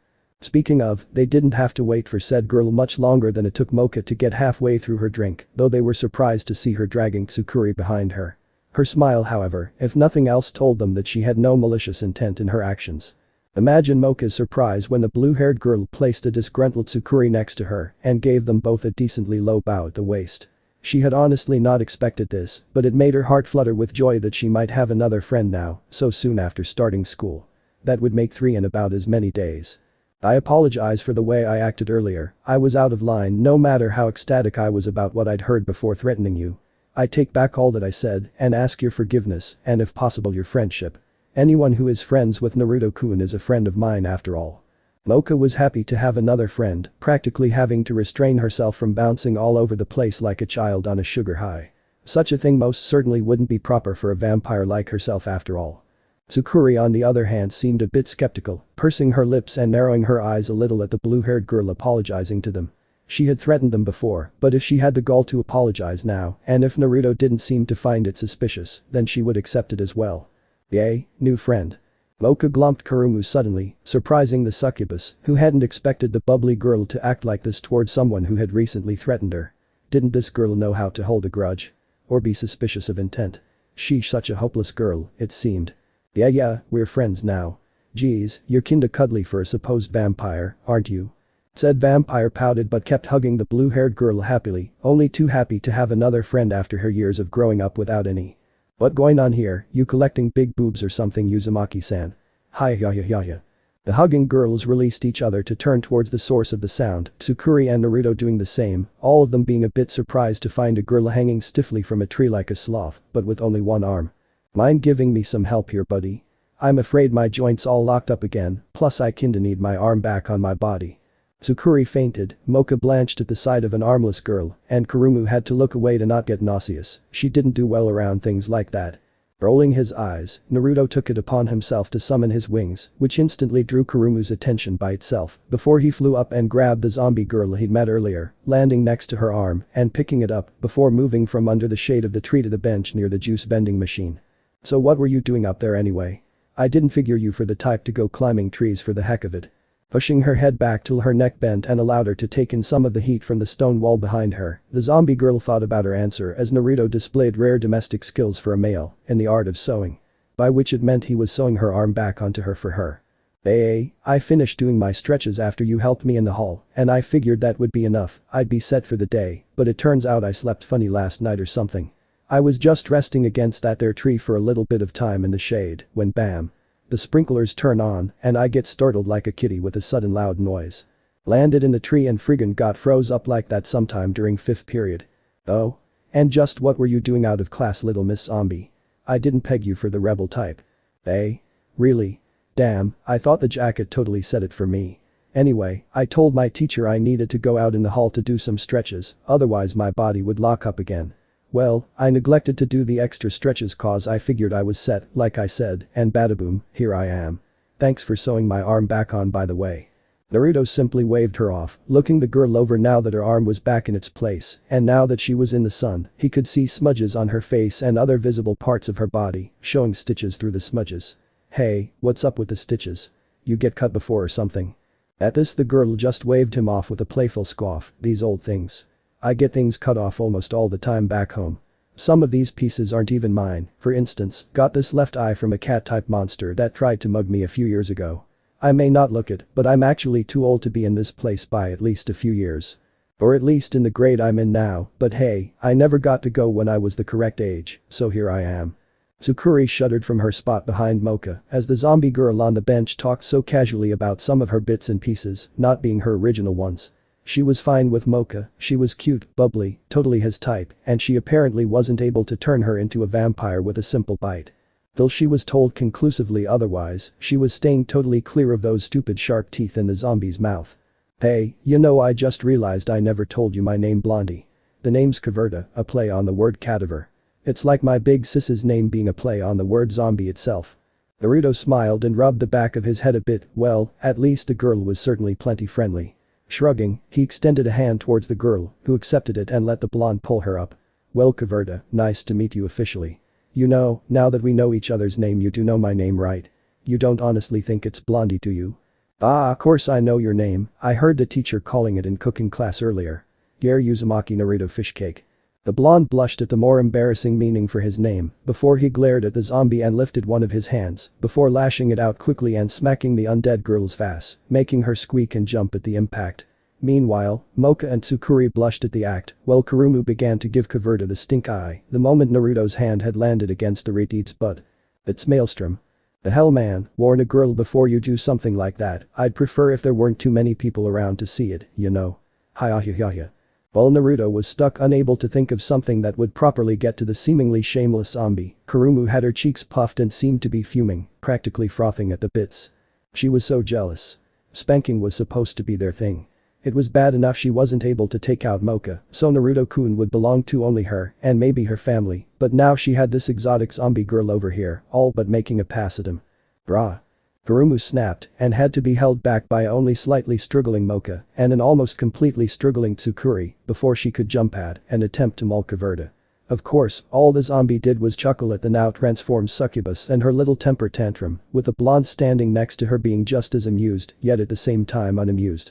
Kurono-sensei, I thought I set you straight about doing things like this. No.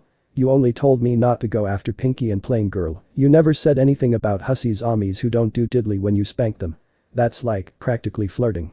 He really had to restrain himself from palming his face right then, because if he did, he wasn't sure he would be able to hold himself back and then he'd either break his glasses or knock himself out. Though chances were it would probably be both.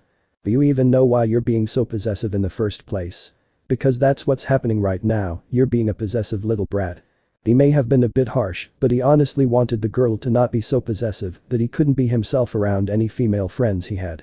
Which seemed to be all of them at the school, so far anyway. Ah, the dream of having a male friend to bond with and talk about girls with. Totally blaming that guy he met in Kumo while on his journey. There didn't need to be any clarification on that guy. Naruto was brought out of his thoughts, a habit that seemed to be imposing itself on him lately, at the sound of Moka and Tsukuri crying out when Kurumu broke free of their holds. Instead of attacking though, her face looked all kinds of conflicted and she simply turned tail and ran. Scratching the back of his head a bit, he tilted it when he saw Kaverta move to help the two fallen girls up, a strange guilt building in his stomach, though he ignored it because he knew for the most part he was right in what he'd said. Just probably not in how he'd said it. Hey Moka, do you think you can do me a small favor? What is it, Naruto-kun? Does it have to do with Kurumu-chan? Chuckling sheepishly at the question, the blonde could only nod a little, getting a small smile from the vampire. Despite the succubus's actions, the pincat was entirely ready to put it behind her and finally make real friends with the blue-haired girl. Well, her original problem seems to have stemmed from you inadvertently drawing attention away from her. The way I figure it, she's probably been taught her whole life that she is supposed to charm men and probably be very good at it. However, I feel that she still has this innocence about her, like she doesn't truly understand everything she does, even though she's a succubus. My idea is, now that I seem to have accidentally pushed her over some sort of edge, is to take off your rosary and have the other you fight her. The pink-haired girl paled a little at that because her other side, as it were, had decided earlier to talk to her now that she'd been awakened once. Well, she had nothing but nice things to say about Naruto-kun, veiled as they were in the words know his place. The moment Kurumu had showed up, the other her hadn't had anything positive to say. Sure, maybe they had started off on the wrong foot, maybe the blue-haired girl had been just a bit hostile when they first met. But if Naruto believed there was a different side to the succubus, then she was willing to believe it, too, though just to be safe. Are you sure that's a good idea, Naruto-kun? The other me, well, she's been nothing but as hostile towards Kurumu as she was to me when we first met, more so even. The blonde shook his head and gave the girl a smile. Don't worry, I'll tell you on the chance the other you can hear me in that fancy necklace of yours, and then I'll tell her once she's out. If she doesn't stop when I say so, or at least try to hold back, then I'm going to do something to her that should have been done years ago. Strangely enough, that had all three girls present curious, though Kaverta's simple wasset seemed to sum up what they were thinking well enough, though inner Moka, who could indeed hear the words being spoken around the rosary while it hung from outer Moka's neck, wouldn't have put it so quaintly. Why, that's really quite simple actually. I'm going to bend her over my knee and give her probably the first spanking in her life for being a naughty girl. Only, it won't go nearly as well as the other time I spanked someone. They got a reward for good behavior, even if it inadvertently led to this current issue. I predict that if she doesn't listen, the other you will have to be brought down kicking and screaming as I tan her backside. A shame too, you're cute now, but you become quite a beauty when the other you takes over. The whole time he had been telling them what he was going to do, one girl looked like her face was about to burst into flames, another looked as if she were about to burst into flames and drop her jaw all the way to the floor at the sheer audacity of what he had planned. The last girl simply started laughing that strange laugh of hers the moment the blonde boy had finished speaking. That's not even mentioning the furious rant inner Moka was currently going on in outer Moka's head, the rosary looking as if it were trying to jump clear off the girl's necklace in Naruto's direction, the gem on its center shining a bright angry crimson, taking the look of a large vampire-like eye. Now, I think it's about time we went and found Kurumu before she does something rash or stupid, and when we find her, it will be time for me to hide until the time comes for me to reveal myself again. Tsukuri. I'm leaving it up to you to remove Moka's rosary, you got it? Whatever you do not take off that rosary while I am still around, otherwise Super Moka will ignore the primary target. Super Moka. Outing a little at the brunette girl's deadpan, Naruto puffed his cheeks a bit at the girl's response to what was totally an original and awesome name for the other Moka. What? I thought it had a nice ring to it, showing that while still Moka, when the rosary comes off she becomes something more than ordinary, much higher than the average being. She becomes super. Met face for both zombie and secret human, though Moka herself seemed oddly pleased with the strange amount of thought the blonde had put into a name that he couldn't have thought up more than a few seconds ago, almost literally. The stranger part was that she could no longer hear the furious ranting of the other her from the rosary, which seemed oddly content after the boy's talk of Super Moka. The bubbly pink vampire liked the name, but was secretly quite glad her other side was too proud to actually use such a childish name as Super Moka. Kurumu was furious, confused, and conflicted at the same time. She had come to Youkai Academy with the goal of finding her chosen one, the destined mate of her species, with the incubi all gone. Only she learned that they weren't actually all gone anymore, there was one left, or one more, and she didn't care which. She had been filled with pride at finding the only incubus in the whole world, as it were, and after a call to her mother, very awkward by the way, what with the reason for the call, she had been urged to make the boy hers. Even if she'd also been told that she'd eventually have to share with the rest of her species who were left without a chosen one. She had thrown herself into her new task, even going so far as to threaten 2 other girls, so as to stake her claim. She didn't know why, but she had felt really shy about trying to snag the last member of a species that was so important to her own. It was as if there was this unbearable weight on her shoulders after her mother had urged her to go after him. It had gotten a little better after her encounter with the boy in question in that dark closet, but even that had been very embarrassing for her. She didn't care if it felt good or if she was a succubus and therefore supposed to like almost all things sex. She'd never had it before. Now she was throwing a bit of a tantrum in the forest surrounding the school, using her claws to leave deep gouges in the trunks of trees, shearing the tops off of them while flying, and over the last several minutes of her freaking out over the harshness of the only existing incubus's questions, as well as the questions themselves. She could vaguely remember sending a few unfortunate academy students flying with kicks to the groins. Why had she been so set on her Youkai Academy harem transformation plan if she was just going to meet what basically amounted to her species' version of an almighty savior? What did she have to show for all her wasted effort and embarrassing displays before then? It didn't matter that she hadn't known the boy even existed before he revealed himself to her, she'd simply thought she'd finally managed to find her chosen one, the only one able to resist her charm ability. Tears leaked down the blue-haired girl's cheeks as she let loose another slash of her deadly claws, only to be sent flying by an explosion of demonic energy from behind her. Righting herself and whirling around to face whoever dared intrude on her private venting session, her eyes widened as she saw who she believed to be the pink-haired girl she threatened earlier, before Naruto had made her apologize. Thankfully the sight of this new yet familiar girl before her prevented her from angering further at the thought of the blonde incubus. This is your fault. You're Moka right? If you hadn't shown up, I never would have tried so hard to steal that blonde from you. If you hadn't come here, my plan would have gone perfectly and I would have eventually found my chosen one. But now everything just hurts. I wasted so much time and effort charming the boys in the school, doing embarrassing things to get their attention. And what do I have to show for it? I already released all the boys I charmed and the one I did it for doesn't even want me around. The silver-haired, red-eyed, and fuller-figured Moka simply stood there with her arms crossed under her chest, a stern expression plastered on her face as she waited for the succubus to finish. Once it seemed as if the girl had indeed said all she'd had to say, simply glaring at her and panting softly, only then did the different Moka turn her own glare on the blue-haired girl, making her flinch. Are you done with your tantrum, you wretch? You blame all your problems on me, but it is your own fault for attempting to overachieve in the first place. I have watched you since you made your appearance, a threat to me and the brunette girl to stay away from Uzumaki Naruto. Everything you have done since then, and from what I have learned of you doing before then, based on all that, the only one to blame is yourself. You are a succubus, even I can understand following one's nature and the instincts a monster is born with, but you were too weak to fight them enough to allow a bond to form naturally. You tried to force one with jealous possessiveness, sexuality, and a bit of force. The silver-haired girl's glare seemed to decrease when she stated she understood, but it came back in full force afterwards, and those glaring crimson eyes pinned the blue-haired succubus in place. Her face was set in a grimace as the silver-haired girl began moving towards her body refusing to listen to her as she tried to get away from the sense of danger the other girl was exuding so easily. Before you blame others for things you could have done differently with a little willpower, look back on your own actions and reflect. Now, for a weak and confused wretch like you know your place. All it took was one attack, one kick to the gut that sent the succubus flying into a tree and inevitably threw it in two others. That was all it took for the blue-haired girl's eyes to roll up into her head as she blacked out from the attack and her own emotional stress. She didn't move again as the broken trees just barely missed her body as they fell to the ground and two more people came out from hiding in the trees. However, they froze as Moka turned her glare to them for a moment, only to let out quiet sighs of relief when her gaze shifted to the treetops around them. And you, wherever you are, don't go relying on others to teach people lessons you should be perfectly capable of teaching yourself.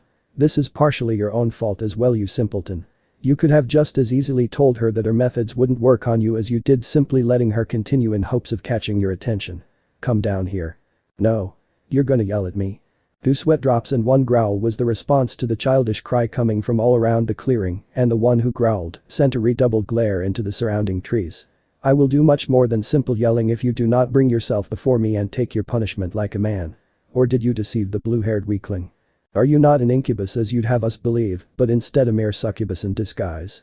In his hiding spot where he was projecting his voice, the target of the busty vampire's ire could feel the girl smirk at her jab, and it was all he could do not to jump down there and get in her face for it. Even now he could feel his control slipping. Very well then, it seems the succubus race needs to be informed that they've been recently fooled. One of their own masquerading as the precious sibling race they have lost. That's it.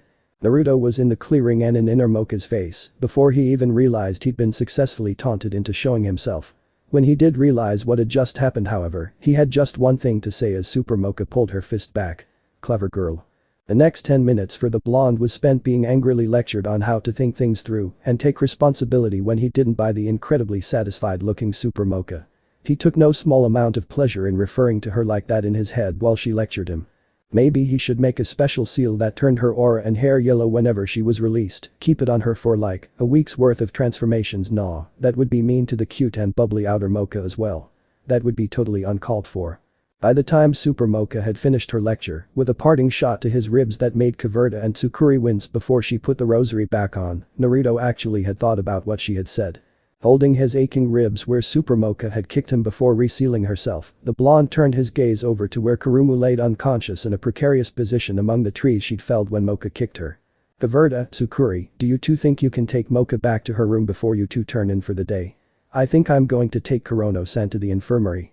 Looking at each other, one shrugged while the other gave a small smile, before both girls slung one of Moka's arms over their shoulders and began taking her off towards the dorms.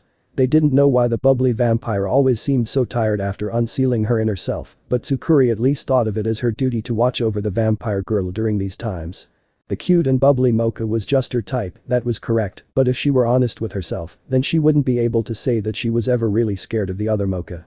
It was just the opposite really, because while the Moka she met first made her feel giddy and girly, the other Moka filled her with no such pure feelings. The other Moka made her spine tingle and her heart flutter at the sight of her glare. She swore to Kami she wasn't some kind of masochist. She just liked the admittedly submissive shivers the other Moka seemed to always send up and down her spine.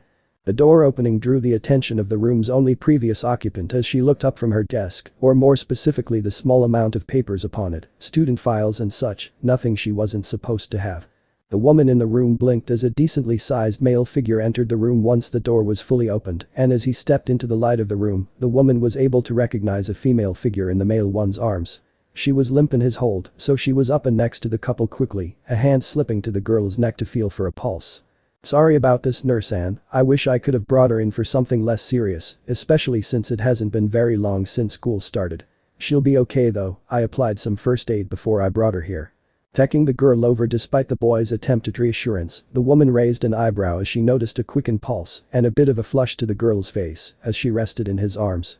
She seemed to be fine, if obviously unconscious, and she was also quite the looker too. You didn't do anything unscrupulous to her, did you? What? No. Damn it, she's unconscious, I'm not that kind of guy. What he didn't say of course was that he had done just that once, though he had had the woman's express permission. He'd even been sure to get it in writing before going through with it.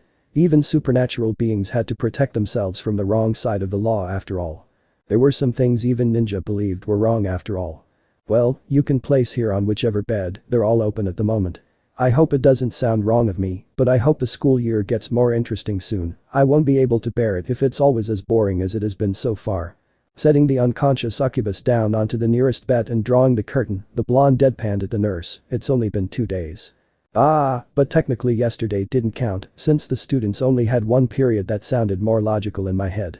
Naruto waved her off on that one though, shaking his head a little. That one I get, you were expecting the students to get a little rowdy, since there was only one class yesterday, giving them plenty of free time to do something stupid.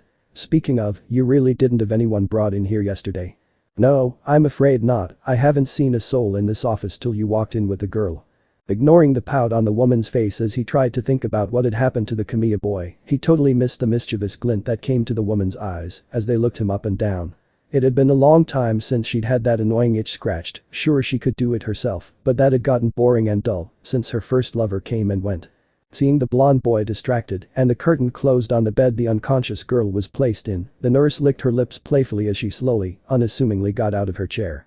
Playing off her standing as a need to stretch when the boy glanced at her, showing that he wasn't totally consumed in his thoughts, she tested the waters as it were by jutting her chest out a bit, arching her back to push her twins towards the boy.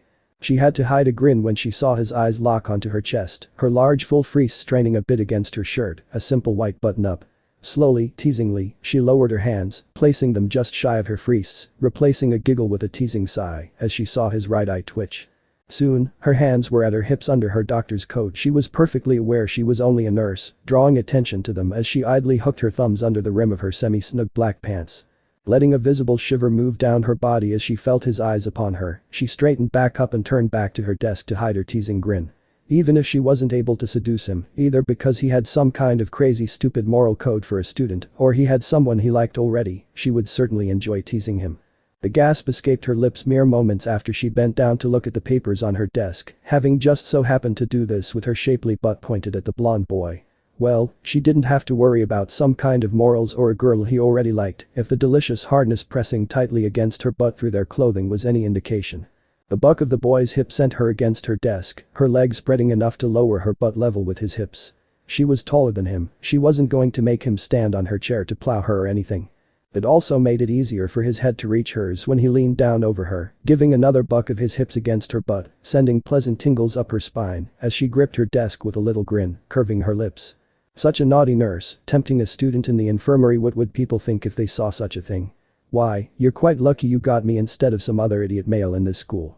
Unlike them, I know what I'm doing. The nurse allowed herself to moan softly as the boy's hot breath tickled in her ear before his tongue dipped in and she stiffened, a small but dark blush blooming on her face as lewd sounds and sensations assaulted the inside of her ear. However, she couldn't make any noises because no sooner had her lips parted to do just that than a hand moved to cover her mouth. She gulped and pushed her hips back against the boy's own, pressing herself against that hard hot thing she felt trying to push against her through their clothing. Now, be sure to be quiet, we don't want to be caught now, do we? The nurse merely shook her head and Naruto released her mouth, letting her pant softly as he began grinding against her backside. She bit her bottom lip and shivered in pleasure and joy at the familiar sensation of another's touch. Oh, how she had longed to feel this again, and it was just her luck that they seemed quite experienced. Soon enough the weight of the boy atop of her left before a single hand took his place, pushing against her shoulder blades firmly yet gently, a strange dichotomy to ensure she stayed hugging her desk. The reason for this was felt when her doctor's coat was flipped up, followed by her pants slowly being worked down her hips, thighs, legs. A husky chuckle was the response to the sight of her panty-clad bottom, and it sent pleasurable chills down her spine as she felt something thin but hard pressed between her legs. She had to fight to keep the volume of the gasp that followed down as whatever it was suddenly pushed hard up against her covered core, digging between her folds and sending shocks of pleasure through her. She didn't even get time to wonder what it was before she felt his hands on her face, slipping under her lacy black panties to grip each cheek directly. The moan she gave him must have been too loud because suddenly she was given a sharp but strangely muted smack on her left face cheek. It stung, but at the same time it sent a thrill up her spine and heat pooling in the pit of her belly. Whatever was rubbing and grinding between her legs was doing a bang-up job at stimulating her, seeming to do so better the wetter she got. It felt hot, alive, yet at the same time it felt much too thin to be what she had seen the bulge of, and his hands were on her face. That could only mean it was a tail, but what kind of monster had a tail like that? She hoped she wasn't wrong, and it wasn't some kind of weird slimy thing or tentacle thing. She wanted sex, not to play the protagonist in some Japanese magical girl porn. Soon the hopefully tail withdrew from between her legs, leaving her inner thighs hot and sticky with her arousal, slick with her juices. She felt the hand leave her back, but when she tried to straighten up she was given another sharp but strangely muted smack on her face, the right cheek this time. Grunting softly in slight frustration, it quickly turned into a hastily muffled gasp of delight, her hands both slapping over her mouth to stop a lurid moan that wanted to escape from doing so. This was due to the boy having apparently gotten to his knees behind her and having the willingness and the guts to begin eating her out from behind. Now this was a treat, not many men would deign to do this for a lady, it was sad but true, yet here she was currently getting what many women wish their men would do without poking or prodding or even bribing. She hadn't even told him she was going to suck his beep yet, but now, and hopefully it would fit judging from the bulge she saw, she was totally going to blow this kid. Just as soon as he sent her on a two-way trip to the moon and back with that sinfully delightful tongue of his. She swore she could feel it pushing against her folds as if trying to ooh. The harder yet still strangely muffled smack cracked against her face at the moan that managed to slip past her lips when his tongue had spiked up into her snatch. It was just thick enough to stretch her open enough to be satisfying, and it filled her up a good 7 inches in one go. Well, at least now she knew he wasn't some kind of weird tentacle or slime monster, that tongue was all him, nothing slimy or tentacle-y about it. She trembled as his tongue began to wriggle inside of her insides tightening around the oral muscle, hugging it and bathing it in her juices. Her hands were still covering her mouth, but at this point it was quite needed as his tongue seemed to wriggle itself deeper into her. Her face was totally flushed at this point, and though her mouth was indeed covered, plenty of her moans managed to slip out, even while muffled. Due to these sounds she couldn't stop herself from making, her butt was now quite a pretty shade of red.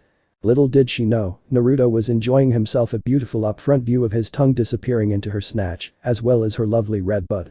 The only thing keeping him from seeing all of her at the moment was her panties, and all he had to do to remove that obstacle without literally removing them was tug them further to the side. Deciding that he'd enjoyed the view enough to burn it into his memories, he was most certainly an fast man. The blonde removed his glasses to prevent damaging them before pushing forward. His lips sealed over the woman's beep snugly, a light suction making her moan louder into her hands. He could still hear them just fine though, and that simply wouldn't do. He even let her know this by giving her another firm smack on the butt. She definitely wouldn't be sitting down for a while without remembering him. Pride and ego thoroughly fed from the view and the woman's sounds, he got to work feeding his face, gorging himself on the woman's tasty snatch. Her juices tasted almost divine to him, but that was likely due to his taste buds, which were drastically different than most other species.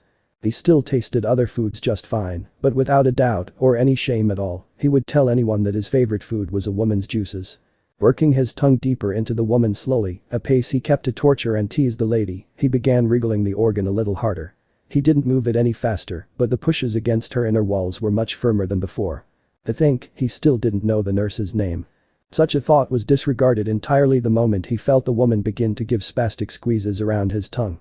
With a subtle smirk around her beep, he sucked a little harder before spiking his tongue till it just barely pressed against her cervix. He didn't know for sure, since he never measured the damn thing, but while on normal-sized women his beep would push almost painfully on their cervix, on this woman it would probably mimic a thicker, harder version of his tongue at the moment. He kind of felt sorry for his smaller younger partners in the past and future. Deciding to send the woman to the stars on her own private first-class ride, he began to smack her butt at random, while skillfully swirling his tongue inside the woman. This seemed to do it for her, as mere moments later her nectar nearly exploded into his mouth, squirting all over his tongue as he slowly withdrew the still swirling oral muscle. Rubbing the woman's cherry red bottom as he slowly stood up, tongue slipping out of her as the nurse panted hotly against her palm, the woman was finally allowed to push herself up onto her hands, turning so her glowing purple eyes locked with his own. Shivers racked her as their eyes met, and she had to curl her toes and tense her legs to not collapse completely. Slowly she began to change, her bust filling out a bit more, finally causing some buttons on her shirt to come undone and allow the fuller orbs to spill free, bouncing a bit. The next change was her skin darkening till it became a light gray, while her butt plumped up a little more as well, not to a grotesque level, but just enough to further entice him. The best part was that her face retained the coating of red handprints. Finally, small horns came from her temples, large wings sprouted from her back, and a tail sprouted from just above her face. Now that he could see her transformed, he both knew what she was and knew that he wanted to keep her busy here as long as he could. Letting the woman shakily remove her own clothing, her eyes never leaving his body even after he broke their gaze, Naruto quickly made to do the same. He simply untied and carelessly dropped the uniform's blazer, unbuttoning and shrugging out of the shirt, tie and all, before reaching for his pants, only he was stopped before he could yank them down.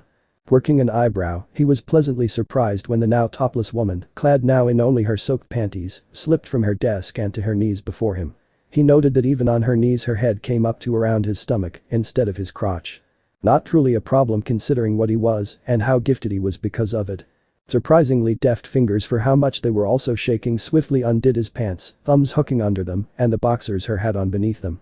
She'd lowered her head a little in anticipation while doing this and was swiftly rewarded for her weight the moment she'd quickly yanked the garments down, a large, more than halfway hard sinfully hot piece of man meat smacked against her face.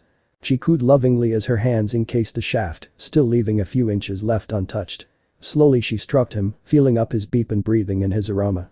There was a bit of sweat, which was to be expected from what she guessed to be a very active male, but there was also a pleasant musk and she wasn't able to smell much more than that.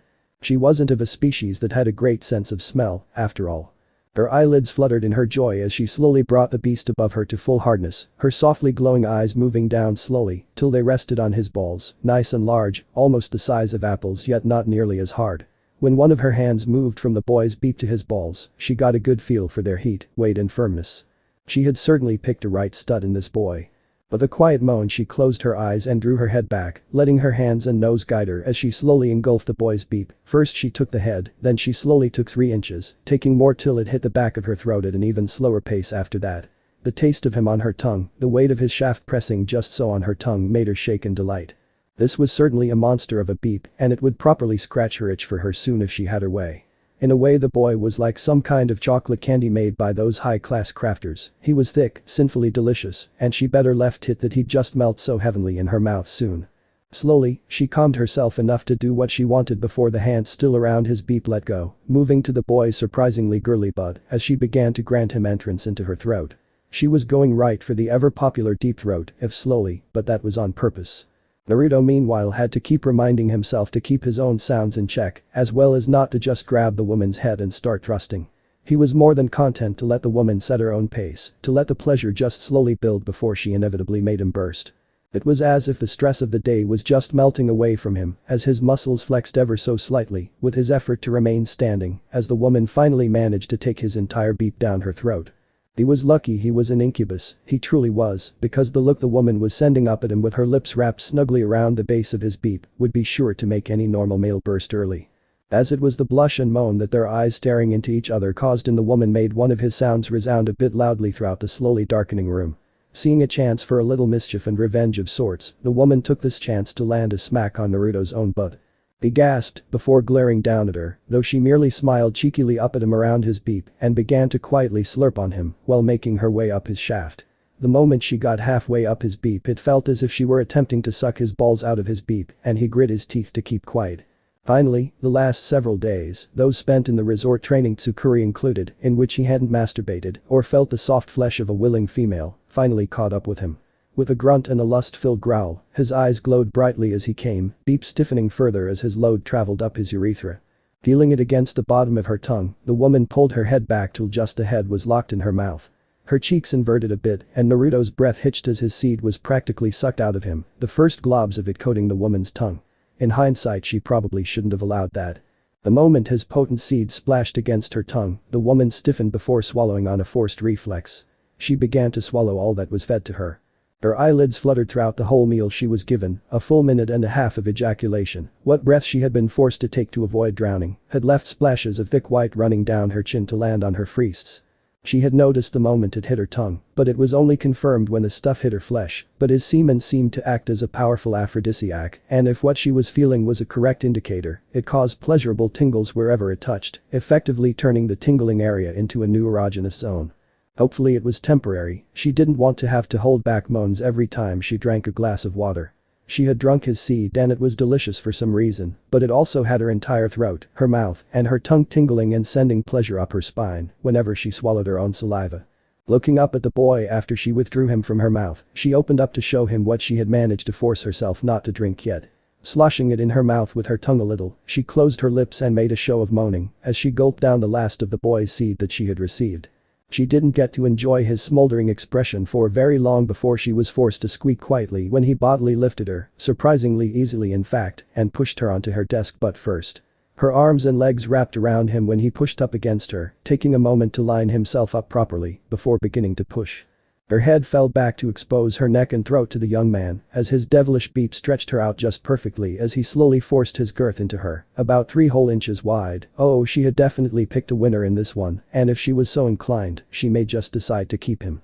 After the head was stuffed in, the woman could only gasp and tremble as each inch after that was firmly forced slowly into her beep.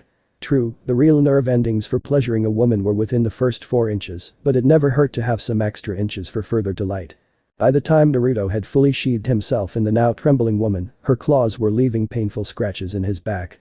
He endured them though, mentally holding his healing factor from regenerating the wounds for now. He wanted to wear his new badges of honor, as it were, for a while. Reaching out with his own hands, one took hold of the woman's face, squeezing it tightly as his other took hold of the woman's long hair, giving a soft yank as he leaned his head in to whisper into her ear. "Tell me your name, so I know who I'm making scream." This cleared the woman's head a little, enough to realize she really was currently impaled on this boy's beep when neither knew each other's name.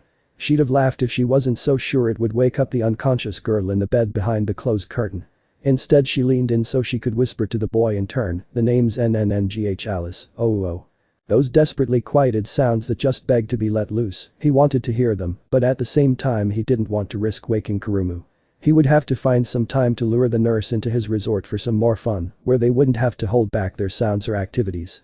As it was, when he began to move his hips it wasn't anywhere near what he could normally go, a pace that was slow and torturous for both of them, with the slight power of his thrusts only just barely making up for it. "My name is Naruto, be sure to remember me if you want more after tonight." He growled softly into her ear after he finished speaking, before giving the now named Alice a harder thrust that practically lifted her off the desk for a moment. Her eyes widened and then promptly fluttered closed as the boy between her legs started up a slightly faster pace of thrusting at the cost of some power. His movements were smooth though, his grip on her firm and sure, even with his one hand tugging at her hair every so often, reminding her that he was holding it.